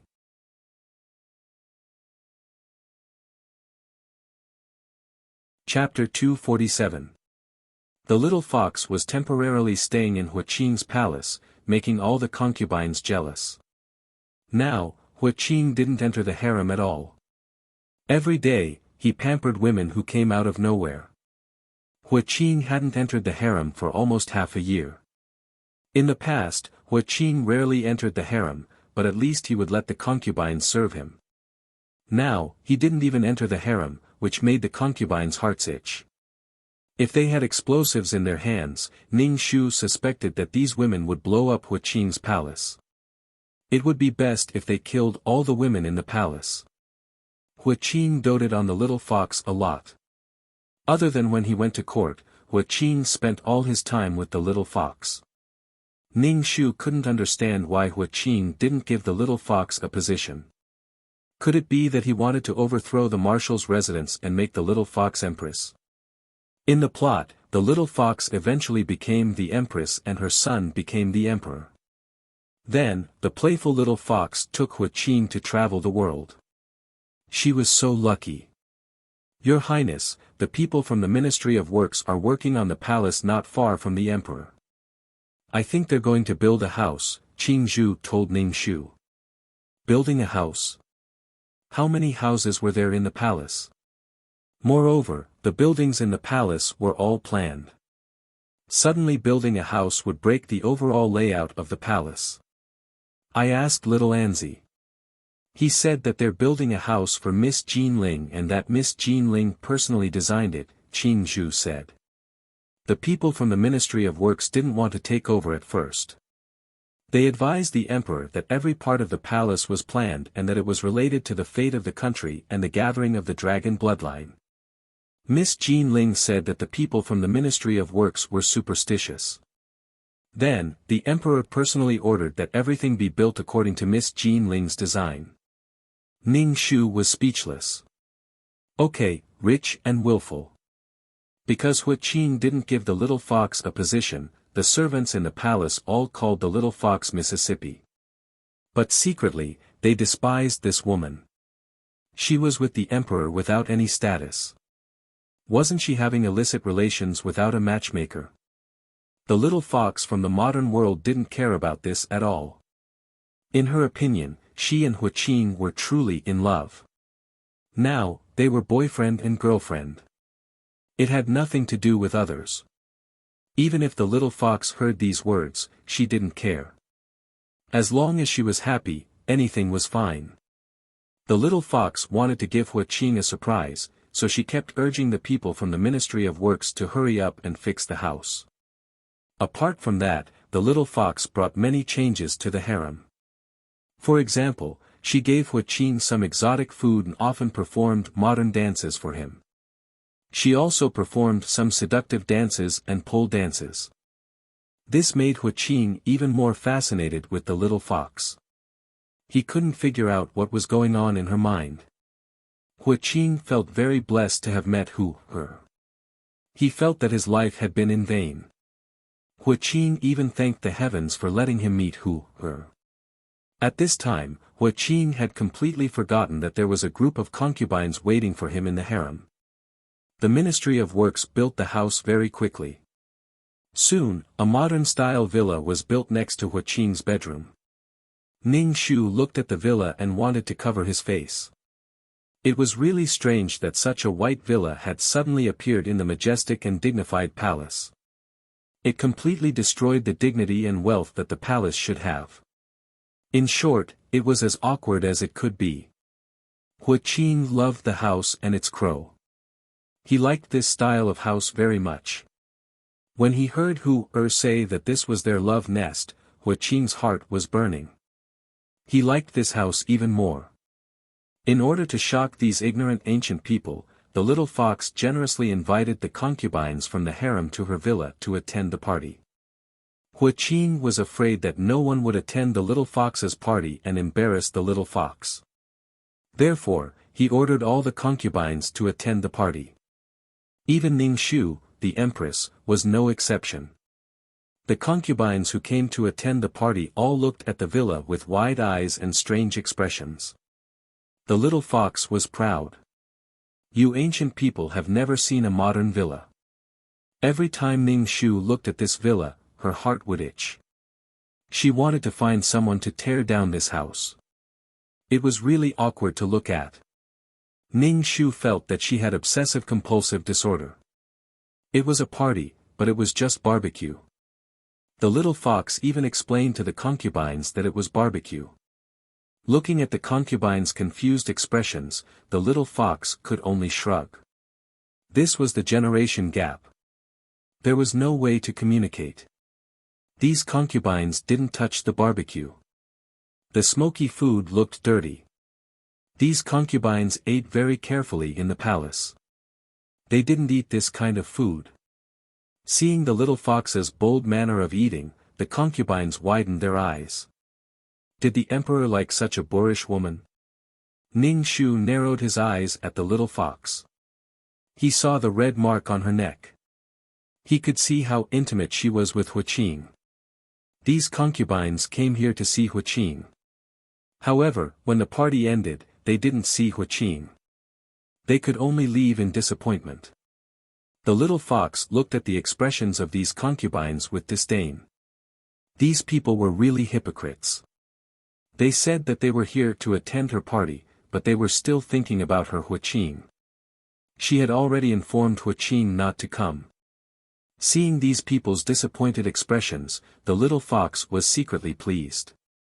Ning Shu looked at the little fox indifferently. He didn't know what class the little fox was before she transmigrated. Why did he feel that she was so lowly? She wanted to beat the ancients with her insignificant modern knowledge. Ning Shu only had 3 words. Haha. This little fox didn't have any rules. She never greeted anyone. She was simply challenging the ancient feudal system. Alright, with the emperor as her backing, she could be so willful. Wuxia would be scolded to death by the imperial censors sooner or later. The little fox was a maverick in the palace. She treated her maids very well. She even said that everyone was equal and no one was nobler than another. Ning Shu felt that if he was this maid, he would definitely give her a big slap. Your sister, if everyone was equal, why was he serving her and not the other way around? Her words were pleasant to hear. TSK, TSK, TSK. Ning Shu didn't know how to evaluate the little fox. Hua Qing liked her character and personality so much. Was Hua Qing's eyes covered with lard? Or was he used to seeing elegant ladies and was interested in the little fox's overly lively personality? The little fox also invented mahjong, poker, and the like. It created a gambling craze in the palace. Even the concubines in the harem were addicted to these gambling games. With the new games, the concubines didn't miss the emperor every day. This was one of the good things the little fox did. In short, the palace was a mess.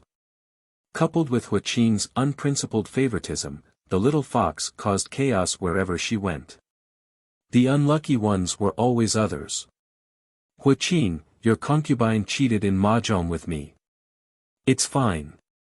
Punish that concubine by grounding her for a month. Hua Qing, I'm sorry. I tore your dragon robe. It's all because you suddenly hugged me last night. I got too excited. It's fine.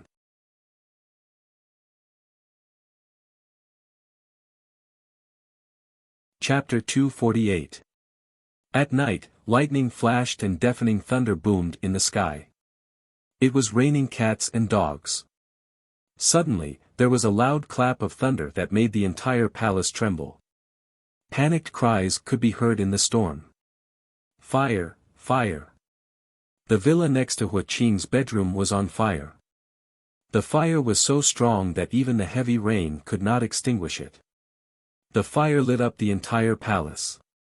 The palace became restless. Ning Shu got up from the bed and said to Hua Qinhuang, it's about to start. Are you afraid? I'm not afraid. Hua Qinhuang clenched his fists tightly. His body was trembling and his face was red. Ning Shu said, I'm not afraid. If we fail, we will die. Qing Zhu helped Ning Shu put on his clothes. Hua Qinhuang got up from the bed and grabbed the corner of Ning Shu's clothes tightly. Mother, I'm not afraid. Ning Shu nodded. Holding Hua Qinhuang's hand, he walked towards the burning villa. Qing Zhu and the palace maids held umbrellas for Ning Shu and Hua Qinhuang. It was raining heavily and a lot of rainwater had accumulated on the ground. It almost drowned their shoes. When they arrived at the villa, many palace maids and guards were putting out the fire. Hua Qing and Little Fox stood under the roof of the bedroom in their pajamas. Little Fox's eyes were red. She felt her heart ache when she saw her efforts being burned. There were so many places in the palace, but only her villa was burned. Her villa. Little Fox's heart ached. She had her own mansion in ancient times, but it was struck by lightning. She felt that the heavens were playing with her. Seeing Little Fox like this, Hua Qing quickly put out the fire. Even with so many eunuchs and guards putting out the fire did not die down. It exploded with crackling sounds. Hua Qing's face was cold and his brows were tightly knitted. Under the flickering light of the fire, he was incomparably cold. Ning Shu held Hua Qinhuang's hand and walked in front of Hua Qing. She bowed to Hua Qing. Greetings, Your Majesty. Hua Qing glanced at Ning Shu and his gaze stopped on Hua Qinhuang. He said impatiently, why did you bring the child here so late? Since something like this happened, Qinxia naturally had to come. Qinhuang was worried about His Majesty and thought that His Majesty was living in the villa. He was afraid that something would happen to His Majesty, so he begged Qinxia to come along. Ning Shu said faintly. Hua Qing's heart skipped a beat.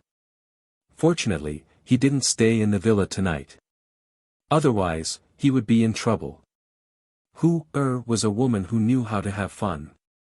Sometimes, she would have sex in the villa and basically didn't stay in the villa at night. Hu said that the newly repaired house wasn't suitable for people to live in. Moreover, Hu said that she preferred to sleep in the dragon bed. Otherwise, he and Hu would be trapped in the villa tonight. Hua Qing heaved a sigh of relief and couldn't help but reach out to hug the little fox with one hand. He comforted her, "Don't be afraid, I'm here." Ning Shu was speechless. At the very least, his wife and son were beside him. Could he restrain himself a little? Hua Qingwang grabbed Ning Shu's hand and watched as Hua Qingwang hugged the little fox. His eyes were dark and looked very treacherous under the light of the fire. The fire burned fiercely. Even though there were so many people, they still couldn't save the villa. In the end, the villa that only had wood left collapsed with a creak. It looked especially miserable. Ning Shu was about to die from laughter in his heart. This dazzling villa was finally gone. "Your Majesty, something bad has happened." An official hurriedly ran over and knelt in front of Hua Qingwang. He didn't care at all even though the rain was pouring down on him. Hua Qing frowned. "Imperial astronomer, why did you enter the palace?" "This humble subject is here to tell your Majesty that this fire is a warning to the heavens." The imperial astronomer knelt on the ground in a daze. Just as the imperial astronomer finished speaking, the sound of chaotic footsteps came over. Hua Qing saw that it was actually the civil and military officials. Then, one by one, they knelt in front of him. Hua Qing coldly said, "My beloved officials, what are you doing? Zhen didn't summon you to enter the palace. How did you enter the palace? What are the imperial guards doing? Your Majesty, please forgive this subject for coming unannounced." The Grand Preceptor said to Hua Qing. "This matter is truly too urgent. It concerns the future of the country. This subject can only brave the world and enter the palace." This Grand Preceptor was Imperial Noble Consort Xian's grandfather. Ning Shu looked at the white-bearded marshal in full military attire. He was the original owner's grandfather. Victory or defeat would be decided today. Seeing the mass of people kneeling below, Hua Qing had a bad feeling in his heart. He coldly said, "If there is anything to say, say it tomorrow. Zhen won't argue with my beloved officials for their improper actions today. Your Majesty, this matter is too important. Let's listen to what these trusted officials have to say." This concubine thinks that there is something urgent. Ning Shu bowed and said to Hua Qing. Hua Qing frowned. Ning Shu scolded, "The concubines of the imperial harem are not allowed to interfere with government affairs. Empress, you are overstepping your bounds." Hua Qing, "I'm a bit scared. Let's go inside." When the little fox saw this scene, her legs went weak. She pulled on Hua Qing's sleeve and said pitifully, "How dare you call His Majesty by his name? How unruly." An imperial censor straightened his back and scolded the little fox righteously. Hua Qing's expression immediately turned ugly. He couldn't bear to scold her, but he was scolded by an official so rudely. When he saw her's frightened appearance, Hua Qing coldly said, "Imperial censor Wu, yelling in front of Zhen like this. Do you have any manners? Your Majesty, please forgive me." This subject was too impatient. Although the imperial censor said sorry, his back was still straight. He clearly didn't think he was wrong. His face looked like he was ready to die at any time. It was as if he wasn't afraid of death at all. Ning Shu saw that Hua Qing's body was shaking with anger. He stood in front of the little fox as if to shield her from the storm. Ning Shu's eyes flashed. Hua Qing really did love the little fox, but the little fox relied on Hua Qing's love to do things without fear. She had never thought of lessening Hua Qing's burden. He really didn't know how long Hua Qing could block for the little fox. Wouldn't he be tired? Hua Qing took a deep breath and said coldly, "What do you want to say? It looks like you want to force the emperor to abdicate. This subject doesn't dare. Your Majesty, please forgive us." The minister knelt in the rain. His official robes were soaked. Ning Shu was afraid that his grandfather's body wouldn't be able to take it. "We don't dare, we don't dare. You are forcing the emperor to abdicate. What do you want?" Hua Qing's hands were clenched tightly behind his back. His body was trembling slightly. Hua Qing's eyes were deep and his expression was calm. However, there was uneasiness and an unknown fear in his eyes. Your Majesty, this subject observes the stars at night. The morning star is dim, but the demon star beside it is bright. This means that there is an evildoer around His Majesty. This fire is heaven's warning to His Majesty. The imperial astronomer said agitatedly, the fire falling from the sky is heaven's warning to Yen Kingdom. A bunch of nonsense. It's a bunch of nonsense. Hua Qing's body was trembling. An evildoer was causing trouble. These people were simply audacious.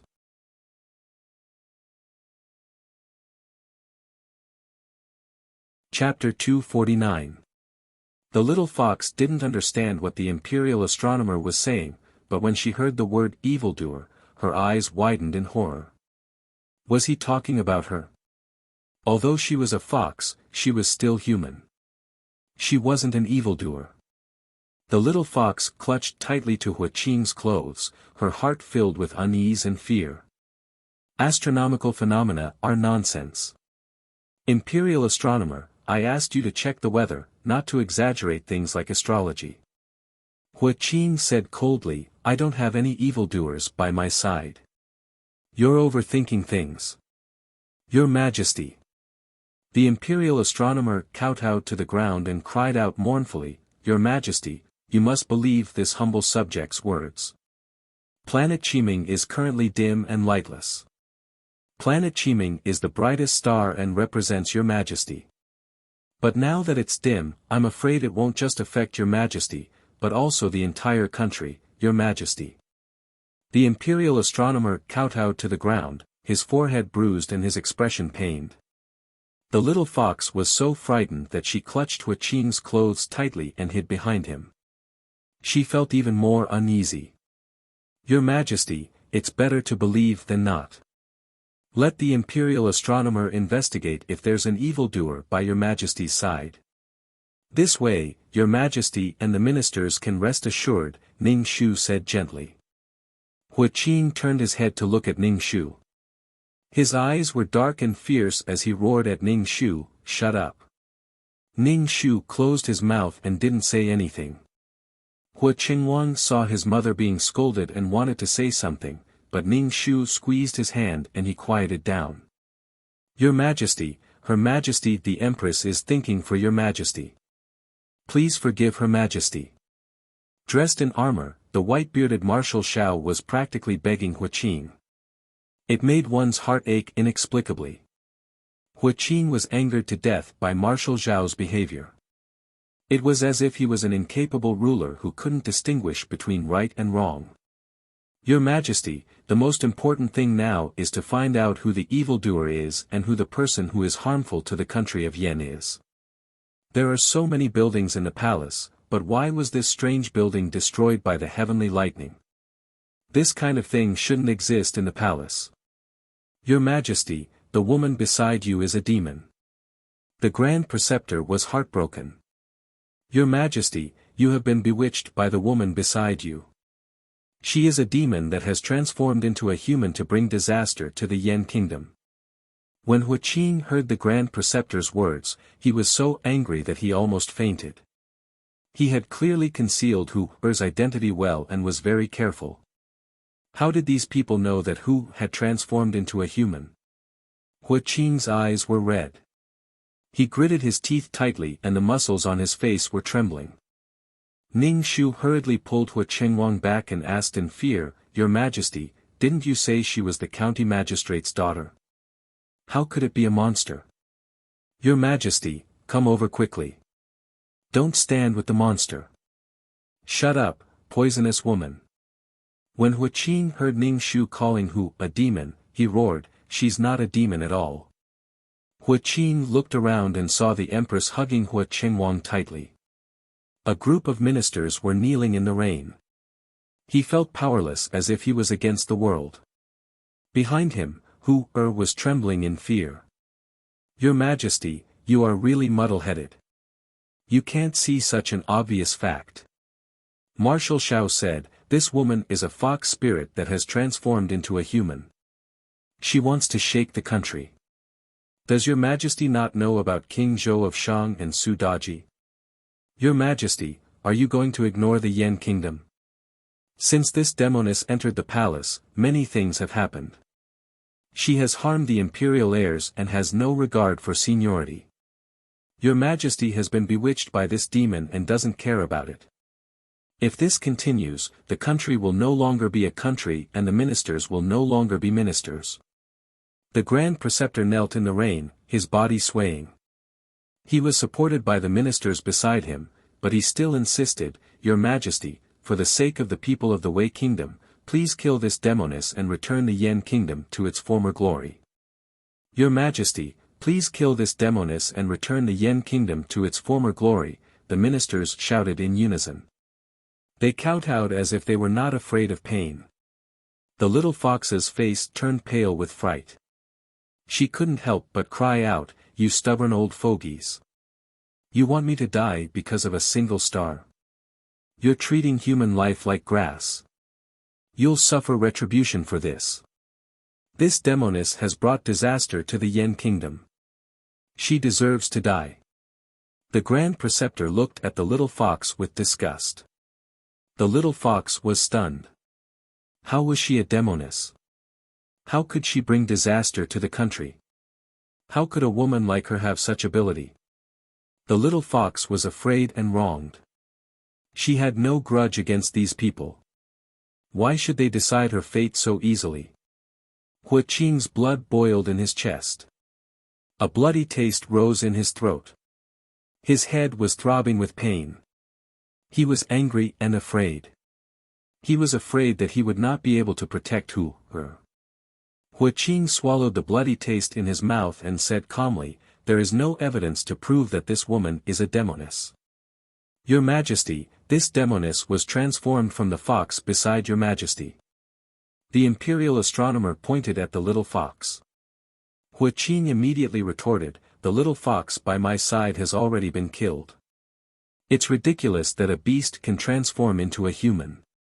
If I want officials like you to guard my country, I'd rather give up the country of Wei. Your Majesty, I have solid evidence today. That is why I am purging you. The Grand Preceptor said, Shaoan Zi, who is by Your Majesty's side, can prove it. Shaoan Zi. Hua Qing looked in shock at Shaoan Zi, who walked over with his back bent. Then, he knelt down with a plop. Shaoan Zi greets Your Majesty and everyone. There was no fear on Shaoan Zi's face. Hua Qing felt uneasy when he saw Shaoan Zi like this. He snorted and said, Shaoan Zi, be careful with your words. If you lie, I will have your head. Shaoan Zi kowtowed and said, I will definitely tell the truth. The woman beside Your Majesty is transformed from the golden fox. The dead fox in the imperial garden was made by Your Majesty. Your Majesty asked me to skin the dead fox. Shaoan Zi kowtowed to the ground. If I lie, I will fall into the 18th level of hell and never be reincarnated. Shaoan Zi said coldly. His words were like a knife that scraped Hua Qing's body. Hua Qing did not expect that the dog beside him would bite him back. This damned eunuch actually dared to say such things. Hua Qing shouted coldly, Shaoan Zi, I have treated you well. How dare you betray me? I did not betray Your Majesty. I am loyal to the entire Yan Kingdom. Your Majesty connives with the evildoer and has an illicit relationship with the evildoer. Even if I am killed by Your Majesty now, I will die without regrets. I only hate that I cannot kill the evildoer with my own hands.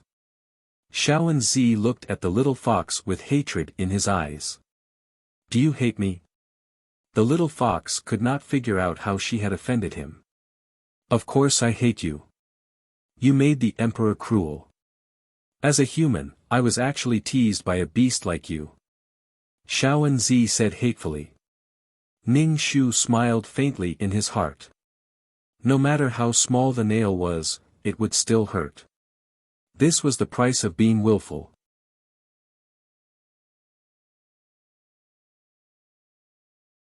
Chapter 250. Wuxia regretted not taking down the marshal's residence. He wanted to take it slow, but with Hu by his side, he was afraid that if he was too aggressive, someone would hurt Hu. He wanted to slowly take the military power from old Marshal Zhao's hands. But now, he was forced to kill Hu by these officials. Wuxia wanted nothing more than to chop these officials up. Time waits for no one. Now, he was a fish on the chopping board. He couldn't even protect the woman he loved. Wuxia gripped the little fox's cold hand tightly. His eyes swept across the faces of these righteous officials. He calmly and coldly said, "I've said it before. The woman beside me is not some golden fox in disguise. Little Anzi, that dog of a slave, actually dares to frame me. Emperor, why are you so stubborn?" The old Grand Tutor straightened his back and said harshly, "If the emperor doesn't kill this evildoer who brings disaster to the country, this old official will kill himself here with all the officials. This old official doesn't want the emperor to do anything that will harm the foundation of our ancestors, Emperor. Emperor, please kill this evildoer who brings disaster to the country." The officials knelt on the ground and kowtowed to Wuxia with serious expressions. Wuxia was so angry that he staggered. Were they threatening him with death? Wuxia didn't care about the lives of these officials at all, but he couldn't be labeled as muddle-headed. "Wuxia, I'm so scared." When the little fox heard these people saying that they wanted to kill her, she was scared out of her wits. She felt very wronged. She was just a woman. What did she have to do with these people if she wanted to be happy? These people just wanted to kill her. Wuxia tightly held the little fox's hand and said firmly, "With this one here, no one dares to do this to you. Emperor, you can't keep this witch alive. She really is a fox in disguise. This official has proof." Marshal Zhao knelt and cupped his hands to Wuxia. He waved his hand to the deputy general beside him. Then, guards came over with Taoists. "Tell me the truth.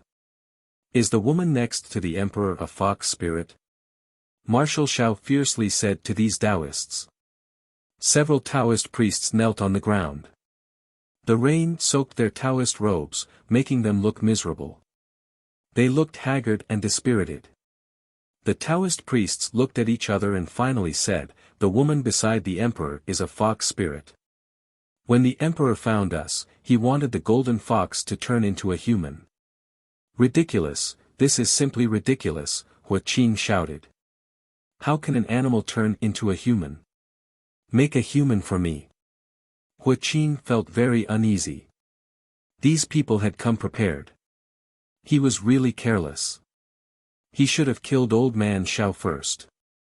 Then, the civil officials and military generals would not have joined forces to force him to abdicate. Animals can't transform into humans. It was me who offered the 1,000-year-old mermaid pearl. The golden fox swallowed the mermaid pearl to transform into a human, an elderly Taoist said hurriedly. "Ning Shu, didn't they say that there was only one shark pearl in the world?